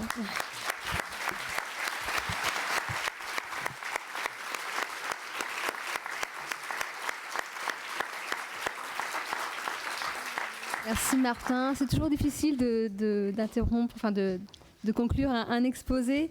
Nous allons maintenant accueillir Vincent Message. Vous aurez remarqué l'absence d'Aymeric Caron, donc qui est remplacé par Vincent Message au pied levé, et que nous remercions infiniment pour sa présence, parce qu'il a été très très réactif. Donc Vincent Message est écrivain et maître de conférences en littérature générale et comparée et création littéraire à l'université Paris 8 Saint-Denis. Vincent. Merci beaucoup. Donc, comme j'ai su effectivement seulement hier que je ne venais pas pour écouter ce que j'avais prévu de faire, mais pour parler, vous m'excuserez si mes paroles ont un caractère un petit peu improvisé. Et je remercie les organisatrices de m'avoir invité. Donc moi, ma parole n'est pas celle de quelqu'un qui travaille depuis très longtemps sur ce thème, c'est celle d'un écrivain, d'un universitaire. Mais du côté des lettres, c'est pas forcément là où on attend que la question soit la plus prégnante. Et aussi d'un citoyen ordinaire. Mais au fond, je trouve pas ça plus mal aussi que des non-spécialistes soient invités à prendre la parole, puisque je crois que c'est un moment où, quand un problème politique devient un problème politique majeur, il faut que les non-spécialistes s'en mêlent, et il ne faut pas craindre de se voir renvoyer à un statut de non-expert, ou de se voir... voilà, il ne faut pas laisser les problèmes politiques aux experts de manière générale en démocratie. Vous m'auriez dit il y a 5 ans que j'écrirais ce livre, Des faits des maîtres et possesseurs, qui parle de la condition animale. J'en aurais été très surpris, puisque chez moi la prise de conscience est récente et l'évolution sur ces questions est toujours en cours. Et en même temps, à partir du moment où j'en ai eu l'idée, je l'ai écrit avec un vrai sentiment d'urgence. Et il est paru donc au Seuil en janvier. Je vais donc raconter un petit peu le livre, je vais aussi raconter un petit peu la prise de conscience. Et puis ensuite, je dirai 2 mots sur la manière d'aborder le problème pour que sa prise en compte sociétale soit renforcée, telle que je le vois moi, depuis mon point de vue aussi d'universitaire et de personnes qui travaillent du côté de la littérature. Donc moi, j'étais pas du tout, comme personne, j'imagine, dans cette salle, prédestiné à m'intéresser à la question, mais peut-être encore moins que d'autres, puisque j'ai grandi en ville, en appartement, sans loup, avec une famille à incitation omnivore. C'est ça la norme, c'est ça qui est bien, c'est de manger de tout. Et ce qui est bien aussi en France, c'est d'être gourmand et gourmet. C'est quand même ça qui est très valorisé. J'avais quand même un avantage, c'est que j'étais souvent choisi parmi les derniers dans les équipes de foot, et que j'avais 3 sœurs. Et donc, chose qui préserve un peu du virilisme. Or, Martin l'a dit très justement, le virilisme est un problème au fond majeur. Derrida parle de carno-phallo-logocentrisme, donc la viande, le pouvoir phallique, la raison, le logos. Quand on centre la vision du sujet occidental là-dessus, on est mal barré pour penser ensuite nos rapports aux animaux. Alors, qu'est-ce qui m'a amené à la prise de conscience ? D'abord, peut-être des expériences de première main qui sont liées à des séjours. En France, par exemple, moi j'ai des origines auvergnates, donc là je voyais quand même un peu des élevages, même si c'est difficile de voir réellement ce qui s'y passe, mais aussi ailleurs. Et l'ailleurs est important parce que tout ce qui a été dit sur le fait de normaliser, de naturaliser nos rapports aux animaux, tombe en fait quand on passe des frontières. Vérité en deçà des Pyrénées, mensonge au-delà, je cite Pascal très approximativement. Autrement dit, par exemple, quand on va aux États-Unis, brusquement, j'avais plus tellement envie de manger de la viande parce que je trouvais que dans les supermarchés, ça ressemblait pas à ce que je connaissais, c'était trop gros. Puis les gens laissaient beaucoup de choses dans leurs assiettes. Ce pilon de poulet, il n'avait pas l'air normal, etc. En Asie aussi, j'ai un peu séjourné en Asie. En Indonésie, par exemple, j'ai assisté à des sacrifices animaux dans une région qui est passionnante pour ce qui concerne la condition animale, qui s'appelle le pays Toraja, à Sulawesi, qu'on appelle en français les Célèbes. Donc là, il y a des grandes funérailles avec des sacrifices animaux très importants. Tout le système de don contre don repose sur les animaux. Vous payez vos dettes en apportant des buffles ou des porcs à l'enterrement de gens qui vous sont liés. Et ça a quelque chose de fascinant, comme la corrida peut être fascinante pour certaines personnes. Et en même temps, pour moi, c'était une expérience très violente, très insoutenable, de voir tuer des animaux qu'ensuite j'étais invité à manger 2 heures plus tard dans le repas collectif. Donc les mêmes, égorgés. Et ça m'a fait me demander si ça en valait la peine et me prendre conscience que certainement pas forcément. Et puis pour citer un dernier cas, ce que je sais à travers des lectures, et puis aussi pour y avoir un petit peu été de l'Inde, où on a vraiment l'impression que les villes ne sont pas des villes au sens où il y aurait une coupure entre le milieu naturel rural et le milieu urbain, mais les villes sont des villages qui ont grandi, et où donc la présence animale reste très forte, les singes, les vaches, les chiens sans maître, y compris dans les rues, on cohabite beaucoup plus avec eux, on les frôle, ils sont habitués à la présence humaine et à la densité, donc ils ne mouftent pas. Et en même temps, on se met aussi à se dire « Ah oui, nous cohabitons vraiment avec eux et nous pouvons cohabiter, y compris en ville, avec eux. » Et puis, il y en a qu'on mange en France, les vaches par excellence, et qu'on ne mange pas là-bas. Donc, voilà, quelles sont les consommations animales selon les cultures ? La fourchette placée sur la diapositive de Martin entre le chien et le cochon n'est pas toujours placée de la même manière dès qu'on change de pays. Et ça amène à relativiser beaucoup nos critères de jugement. J'ai aussi eu beaucoup d'amis végétariens, de plus en plus. Et là, je le dois aussi sans doute à ce milieu urbain et pas très viriliste dans lequel je travaille. L'université, c'est pas le plus viriliste des milieux. C'est moins viriliste que l'Assemblée nationale, par exemple. Et la composition de la salle n'est pas représentative de la composition de l'hémicycle. Ça ne vous aura pas échappé. Non, c'est pas la peine d'applaudir.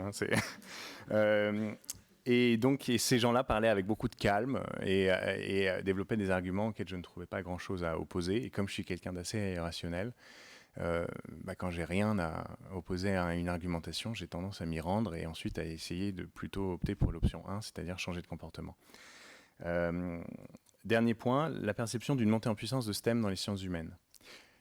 On commence à parler d'animal studies. Et là, c'est transversal. C'est-à-dire que ça vaut pour la philosophie avec ce qu'a pu faire Elisabeth de Fontenay dans les années 90 avec Le silence des bêtes, Derrida, bien sûr, d'autres.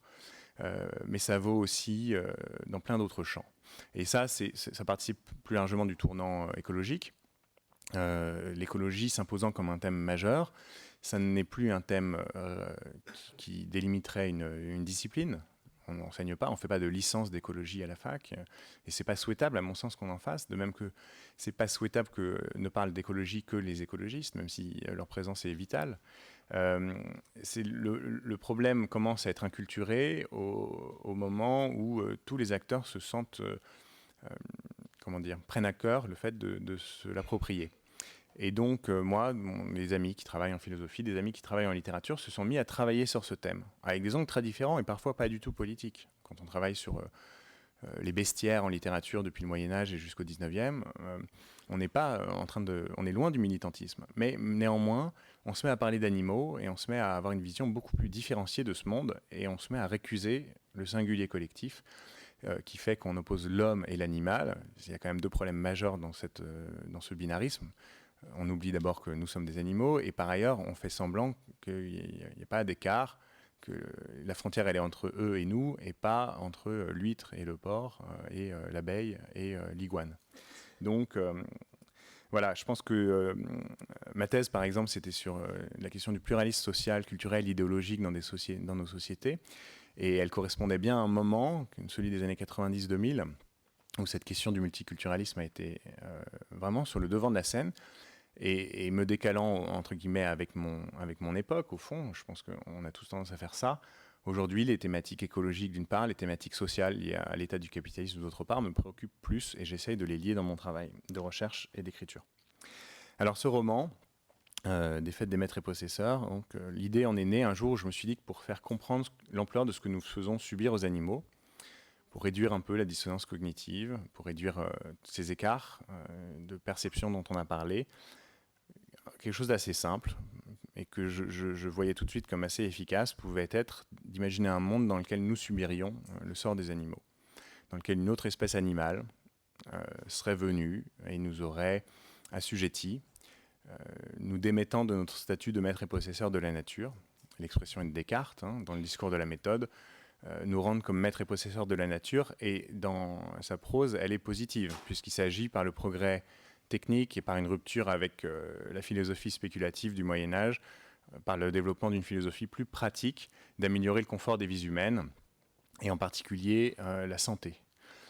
Donc, dans le contexte où apparaît l'expression maître et possesseur, elle a une valeur éminemment positive. Mais aujourd'hui, on est plus à une époque, on est donc les héritiers de ce mouvement, avec une grande confiance, en dépit de, en France, le principe de précaution, ce genre de choses, quand même globalement une grande confiance dans la technologie et dans la salvation par la technologie, confiance peut-être exagérée. Mais on est aussi à une époque de retour de bâton, c'est-à-dire où le fait d'avoir à ce point dominé nos environnements naturels et conçu la nature comme un domaine séparé de la culture, c'est ce que disait Pierre tout à l'heure, nous vaut plus que des ennuis, nous vaut une situation de crise écologique majeure et de catastrophe annoncée. Donc, cette idée m'a séduit. Et elle m'a séduit parce que la fiction, ça joue sur le fait que nous sommes spontanément empathiques, sauf les 1% psychopathes nommés. On aime se glisser dans la peau d'individus très différents de nous, qui portent des valeurs différentes des nôtres, qui vivent une expérience directe de la vie différente de la nôtre. C'est pour ça qu'on aime la fiction, et c'est pour ça qu'on en a besoin, et qu'on aime aussi écouter ce que nous racontent nos amis, nos proches, etc. On sait aussi que cette empathie est limitée. Elle diminue dès que les événements sont lointains ou invisibles. Les médias ont fort à faire avec ce problème. Ce sont les fameux affects kilométriques qui fait qu'on ne peut pas couvrir de la même manière quelque chose qui se passe au Bangladesh et ici. Et on a beau se révolter contre ça. Je ne sais pas, quand il y a un attentat au Kenya, par exemple, se dire que ça mériterait d'être couvert de la même manière qu'un attentat dans les rues de Paris.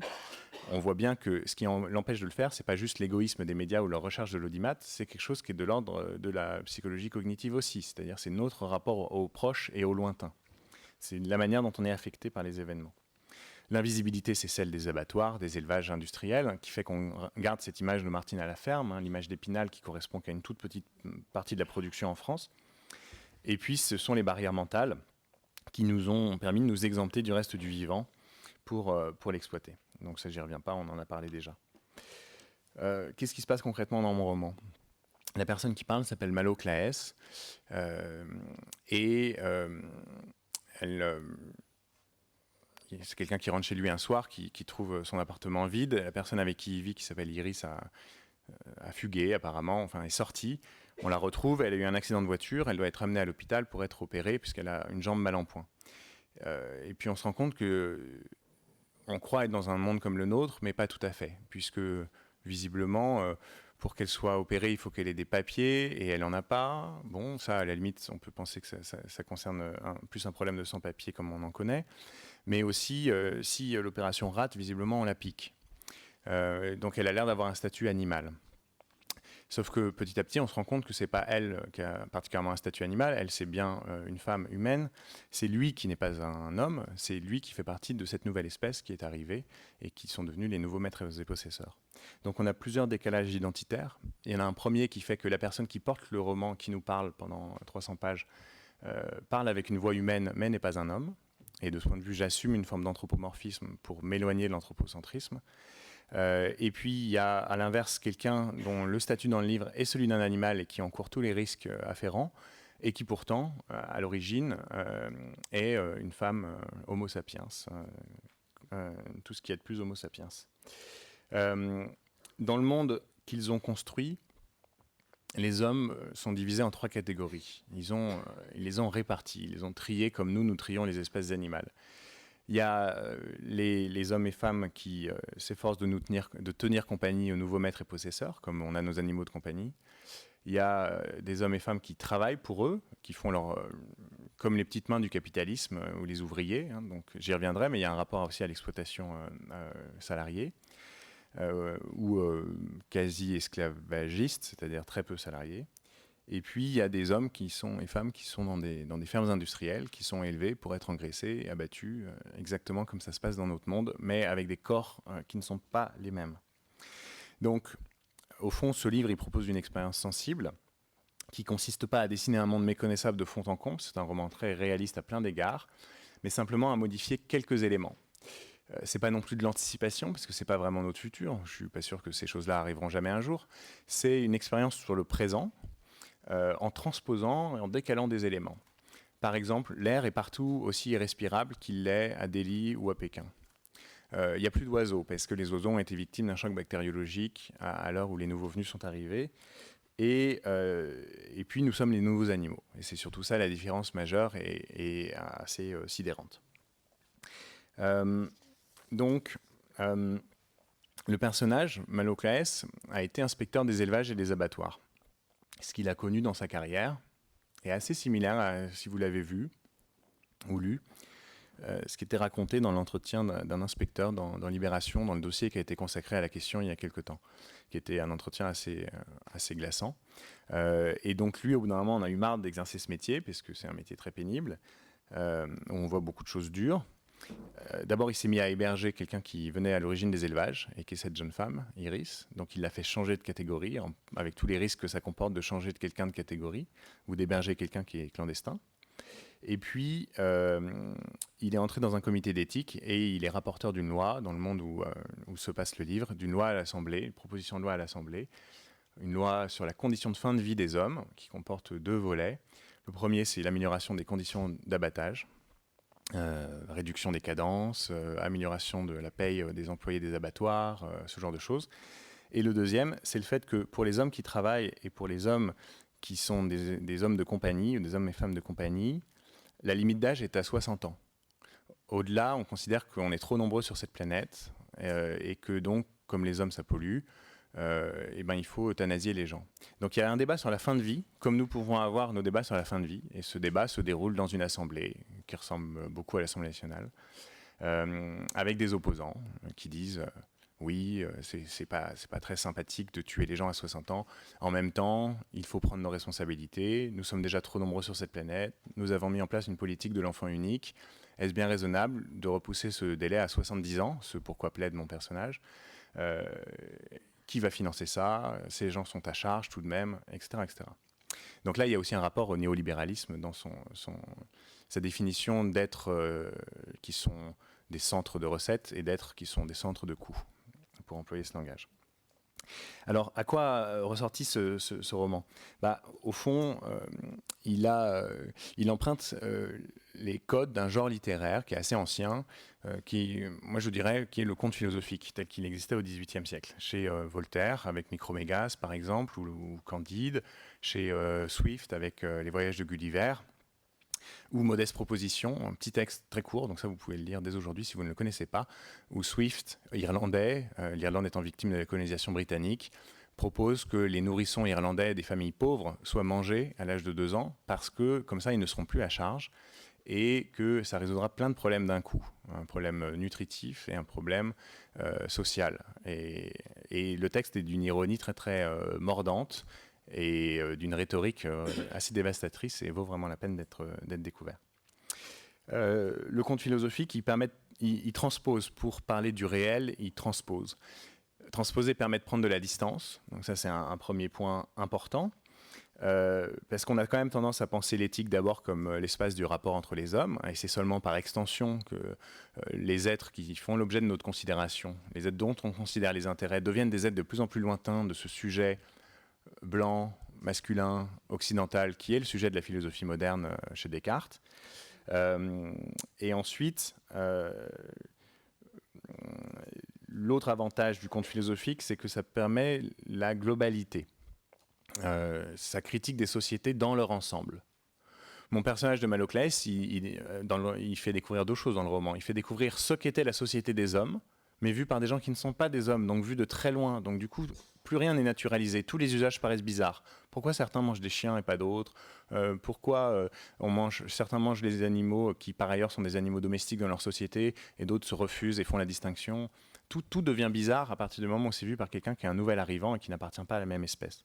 Et à l'inverse, nous sommes dépaysés en lisant le livre, comme nous sommes dépaysés en lisant les voyages de Gulliver, parce que nous découvrons une société qui est celle d'une autre espèce et que nous ne connaissons pas. Et ça me paraît important, et en même temps ça raconte une histoire. Ça raconte l'histoire de deux personnes, de deux individus. Donc ça lie le local, deux individus, et le global, la critique d'une société. Le global, c'est important pour montrer l'ampleur, et le local, c'est important pour incarner et faire ressentir. Et de ce point de vue, les sciences humaines et les essais, qui jouent un rôle majeur dans la perception du problème, sont un peu moins bien placés que la fiction, qu'elle soit cinématographique ou littéraire. Alors il y a trois choses auxquelles je pense qu'on peut se rendre attentif pour accélérer la prise en compte sociétale. D'abord, la première, ce serait de penser l'articulation des arguments. Là, je vais vous dire des choses que vous savez, mais j'y reviens pour qu'elles fassent l'objet de nos débats. Il y a des arguments éthiques, il y a des arguments écologiques, et il y a des arguments plus de l'ordre de la nutrition, de la santé publique, de la diététique, etc.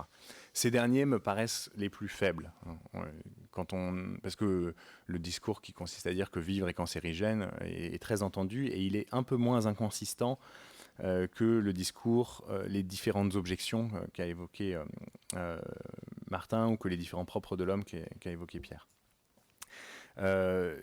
Les arguments écologiques plaideraient pour une forte diminution de l'exploitation animale, pas forcément pour son abolition. Les arguments éthiques, eux, plaident plutôt pour l'abolition. Donc si vous êtes écologiste, vous réduisez votre consommation. Si vous êtes écologiste et préoccupé d'éthique, vous pouvez plus facilement vous dire, envisager de devenir végétarien ou vegan et le faire. Mais moi, il me semble quand même important de les articuler pour parler selon les gens à qui on a affaire, en fait, pour parler au plus grand nombre de personnes, parce qu'il n'y a pas un public. Le public est très différencié, et donc on ne va pas s'adresser de la même manière à un carniste convaincu, mais qui est carniste sans connaître le mot, et à quelqu'un qui est déjà écologiste, mais pas végétarien. Et puis ensuite, l'écologie me paraît aussi très important. La crise écologique me paraît un argument très important, parce que c'est ce qui donne au problème son caractère d'urgence. Qu'est-ce qui fait qu'il y a une montée en puissance à l'agenda ? Il y a le travail de plein d'acteurs et qu'on peut remercier d'être là-dessus depuis 20 ans et plus. Mais disons qu'il y a, à partir du moment où on est dans le contexte COP21, etc., au fond, les acteurs se sont déjà engagés à agir. Ils se sont engagés publiquement à agir. Donc maintenant, ce qu'on peut exiger d'eux, c'est moins de prendre conscience du problème que d'être conséquent. Quand on a un levier, qu'est l'élevage, qui pèse 14% des émissions de gaz à effet de serre et qu'on prétend être dans la courbe des 2%, on ne peut pas se dire qu'on va actionner les autres leviers sur les transports, le chauffage, je ne sais quoi, et pas celui-là. Donc de ce point de vue, on peut dire que la violence envers les animaux a toujours existé. En revanche, la 6e extinction massive des espèces que nous connaissons, c'est un phénomène accéléré par l'industrialisation, et la déforestation, etc., c'est un phénomène lié au développement, et donc la courbe est exponentielle. La courbe d'exploitation animale a plutôt tendance à être exponentielle. Comme souvent, le problème est mieux pris en compte à l'époque où c'est aussi le moment où il devient le plus grave. Et donc de ce point de vue, moi, Lévi-Strauss m'a pas mal servi à prendre conscience de ça, puisqu'il ne cessait de répéter qu'il était né dans un monde à 1 milliard d'hommes, il mourrait dans un monde à 7 milliards, on ne pouvait pas penser ces deux mondes de la même manière, on peut être peu nombreux et assez gourmand, on peut être nombreux et sobre, on ne peut pas être très nombreux et très gourmand. La deuxième chose, c'est penser l'articulation des violences. Et ça me paraît essentiel, et pour le coup, tous les acteurs de la cause animale ne le font pas. C'est-à-dire articuler la violence faite aux animaux et la violence faite aux hommes. On sait que l'industrialisation de l'agroalimentaire, elle a généré plutôt du chômage, de l'exode rural, des très mauvaises conditions de travail pour les agriculteurs et les éleveurs. Et ça, la littérature le fait depuis longtemps. Et je voudrais amener un peu des exemples littéraires, puisque c'est peut-être aussi ce que je peux apporter. Upton Sinclair, 1905, La Jungle, aux États-Unis. Il écrit pour dénoncer les conditions de travail du prolétariat industriel dans les abattoirs de Chicago. Et ce qui est reçu, en fait, par le public de son époque, le livre est un best-seller, c'est plutôt les conditions sanitaires désastreuses, la viande vraiment dégueulasse qui est produite. Le livre est qualifié de case de l'oncle Tom de l'esclavage salarié par Jack London, mais en termes de mesures qui suivent, Theodore Roosevelt fait voter une loi sur l'inspection des viandes, donc qui prend plutôt le problème sur un angle sanitaire suite à ce livre. Donc là, on a un exemple de fiction qui mène à une prise de conscience.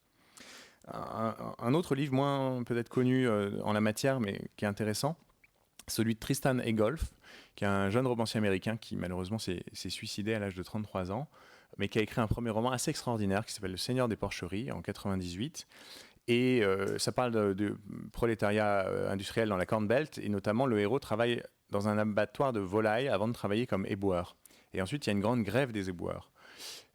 Et donc là, on voit très bien la manière dont dans son livre dont sont liées violences sociales et violences faites aux animaux, notamment dans le fait qu'après leur journée de travail aux abattoirs, tous ces gens ont besoin d'aller décompenser au bar, et que les heures de décompensation au bar finissent généralement en rixe, puisque tout le monde est bourré. Et ce lien est vraiment marqué de manière très très forte. Un dernier exemple plus connu, c'est les textes de Kafka. Énormément de textes de Kafka peuvent faire l'objet d'une lecture animaliste, de la métamorphose, où on est paria quand on devient un cafard, au rapport à l'Académie, où c'est un singe qui raconte les conditions de captivité le jour où il est reçu à l'Académie du monde dans lequel il vit. Kafka est devenu végétarien. Il disait aux poissons des aquariums, maintenant je peux te regarder en paix, je ne te mange plus. Et c'était un antiviriliste convaincu. Et on sait qu'il a aussi pensé la violence faite aux hommes avec le procès, avec ses anticipations du totalitarisme dans quelque chose qui ressemble à des fables. Le dernier point, pour conclure, c'est peut-être penser l'articulation des modes de discours. C'est-à-dire que tous les acteurs sociaux doivent s'emparer de la question. Et j'ai travaillé, moi, sur le pluralisme précédemment, la pensée pluraliste. C'est vraiment une pensée qui dit qu'il n'y a pas de hiérarchie des discours. Il n'y a pas le discours philosophique au-dessus du discours artistique ou le discours politique au-dessus du discours philosophique. Il y a vraiment une combinaison nécessaire des modes de discours. Et du coup, chaque acteur peut s'emparer de la question depuis sa sphère d'activité avec ses moyens propres. Et ce que je veux vous dire, tout simplement, c'est que je pense qu'en littérature, c'est en train de se faire. Le nombre de publications déjà faites ou à venir sur la condition animale est très important. Et il y a toute une génération d'écrivains français qui s'emparent du problème.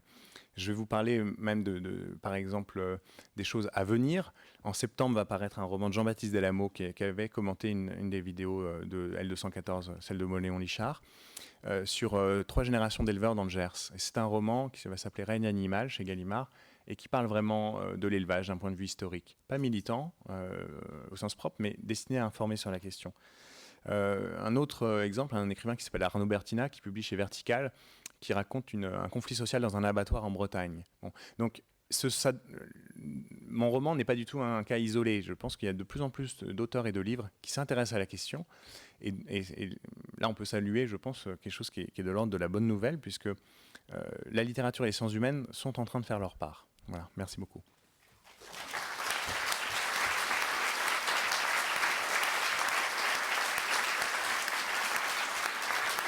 Merci. Merci. Nous allons donc maintenant accueillir Geneviève Gaillard. Donc Geneviève Gaillard, qui est députée des Deux-Sèvres, présidente du groupe d'études protection animale à l'Assemblée nationale. Donc.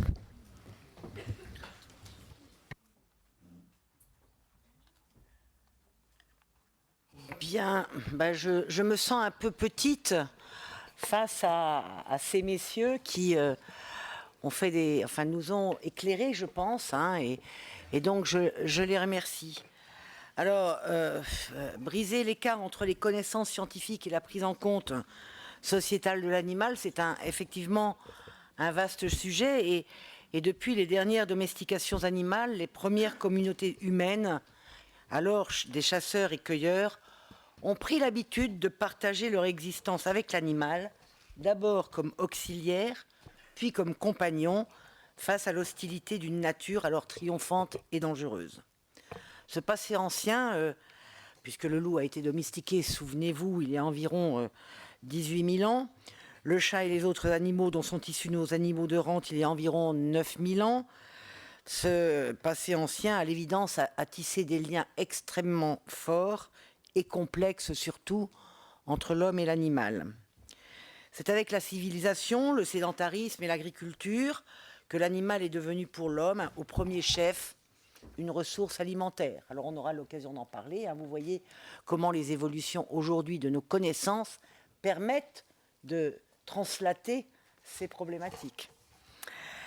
Mais s'agissant de ce que nous partageons avec l'animal depuis notre origine, en toute rigueur scientifique, et ce malgré tous nos efforts successifs au fil des siècles, pour nous extraire de cette condition, nous-mêmes, et vous le savez, ça a été dit, c'est pas toujours facile à faire comprendre, nous sommes des animaux.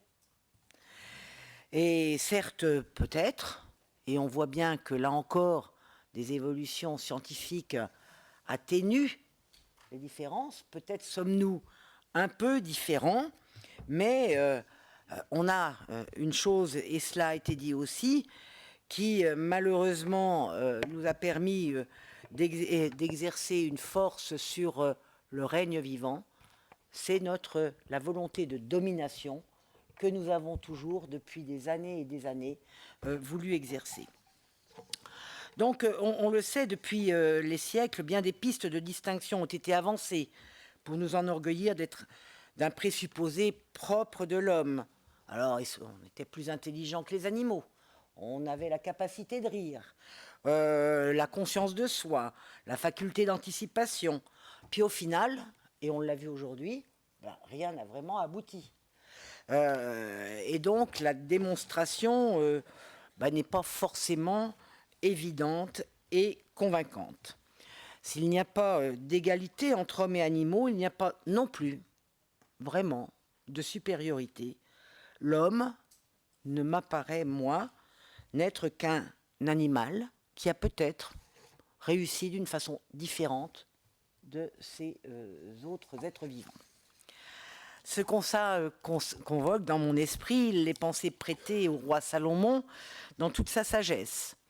De même que l'animal vit et meurt, il en est de même pour l'homme, de sorte qu'il n'y a pas de supériorité de l'un sur l'autre.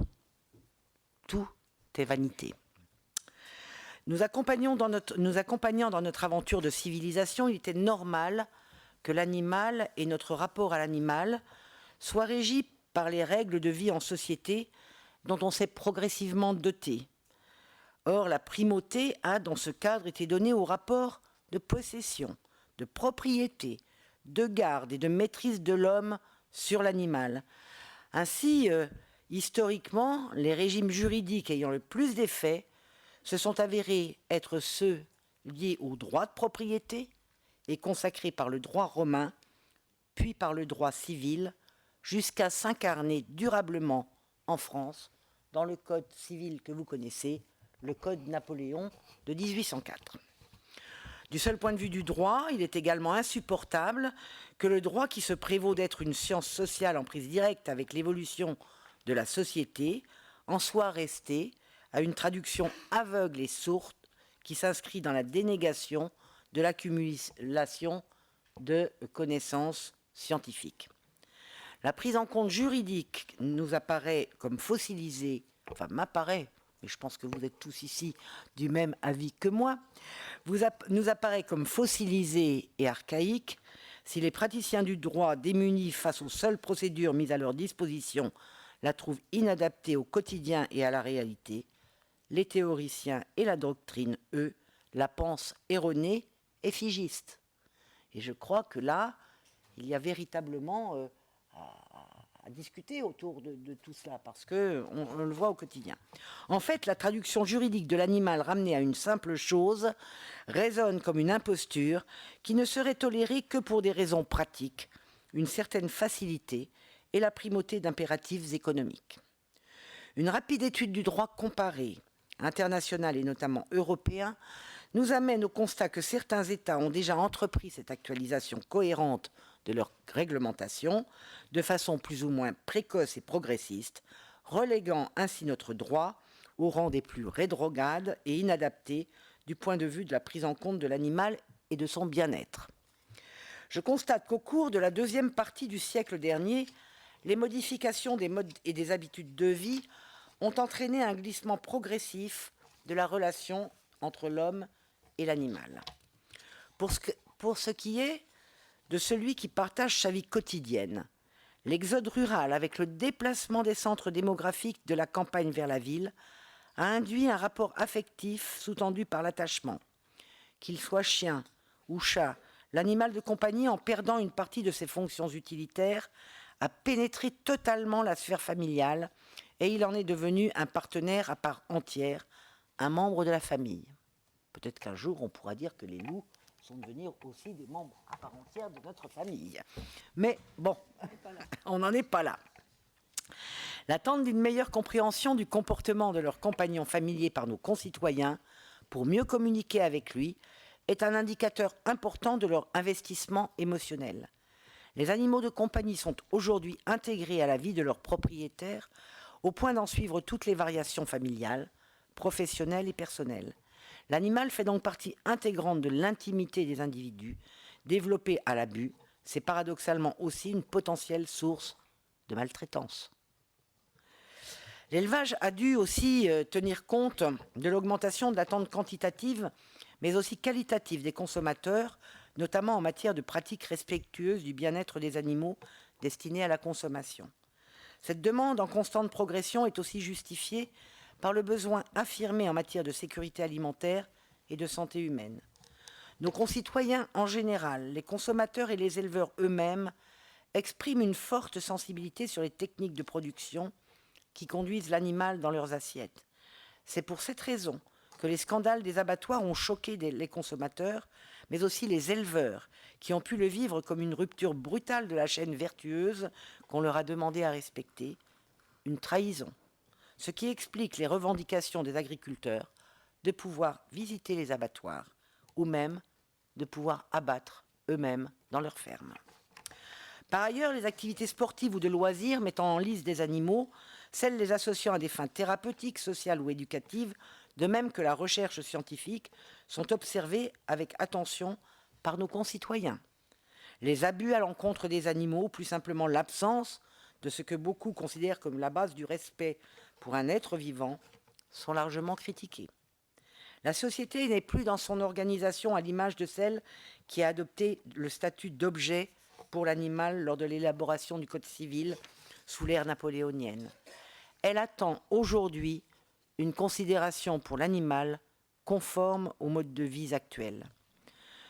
De nombreux champs de la science seront concernés par une approche du vivant sous l'angle de ses capacités cognitives, neurologiques et éthologiques. On en a largement discuté ce matin. Les résultats s'accumulent pour confirmer d'une part la sensibilité nerveuse de l'animal et d'autre part pour faire état des facultés d'adaptation comportementale à des variations du contexte et des situations. Les animaux, essentiellement pour ce qui a trait aux vertébrés, démontrent des possibilités d'analyse, d'anticipation, d'ajustement comportemental et de mémoire qui sont confirmées par une multitude d'études internationales. Par ailleurs, pour l'animal de proximité, voici un peu plus de 30 ans que les disciplines de la psychologie humaine, de l'éthologie, de la scientologie, de la médecine et des sciences de l'éducation montrent un bénéfice évident, tant pour l'adulte, au plan de la santé mentale, physique, du bien-être et de la qualité de vie, que pour l'enfant dans son développement affectif, sensoriel et d'acquisition des compétences, que pour des personnes âgées. En ce qui concerne les animaux destinés à la consommation et les loisirs, l'éthologie moderne indique la perception du stress, la perception de la souffrance et l'anticipation de la mort dans de nombreuses espèces élevées, chassées ou objets de tristes spectacles.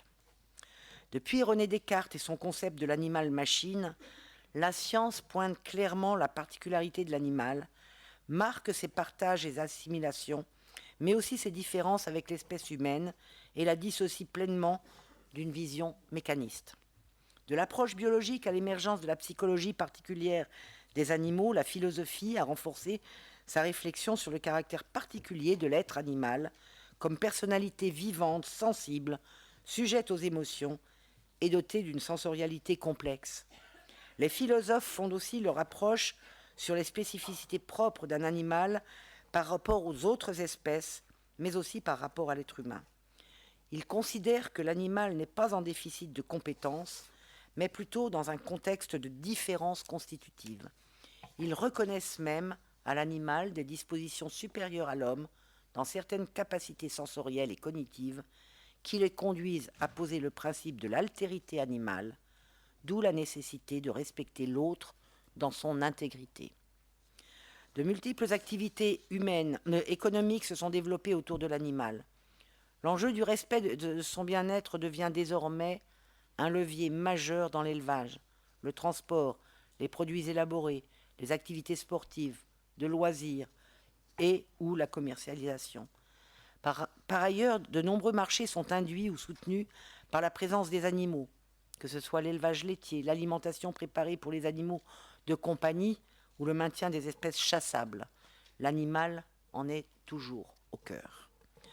Aujourd'hui, une reconnaissance de la nécessité de pratiques respectueuses de son caractère sensible n'aurait pas but de faire obstacle aux activités économiques ou de loisirs, comme la production animale, la commercialisation, la chasse ou les pratiques sportives. L'enjeu est de doter nos activités d'une éthique adéquate à la réalité scientifique de ce qu'est l'animal et à sa place actuelle au vu de l'évolution du rapport homme-animal au fil du temps. Il convient de généraliser cette éthique à l'occasion de chaque activité économique s'exerçant sur ou avec l'animal. Ainsi, l'extension du caractère sensible à tout animal peut amener certains à faire un choix absolu, celui d'être végétarien ou végane. Mais c'est un choix personnel. Collectivement, cette reconnaissance n'est pas antinomique avec la consommation alimentaire, la chasse ou la pratique d'activités sportives utilisant l'animal ou le travail des animaux, pour ne citer que celle-ci.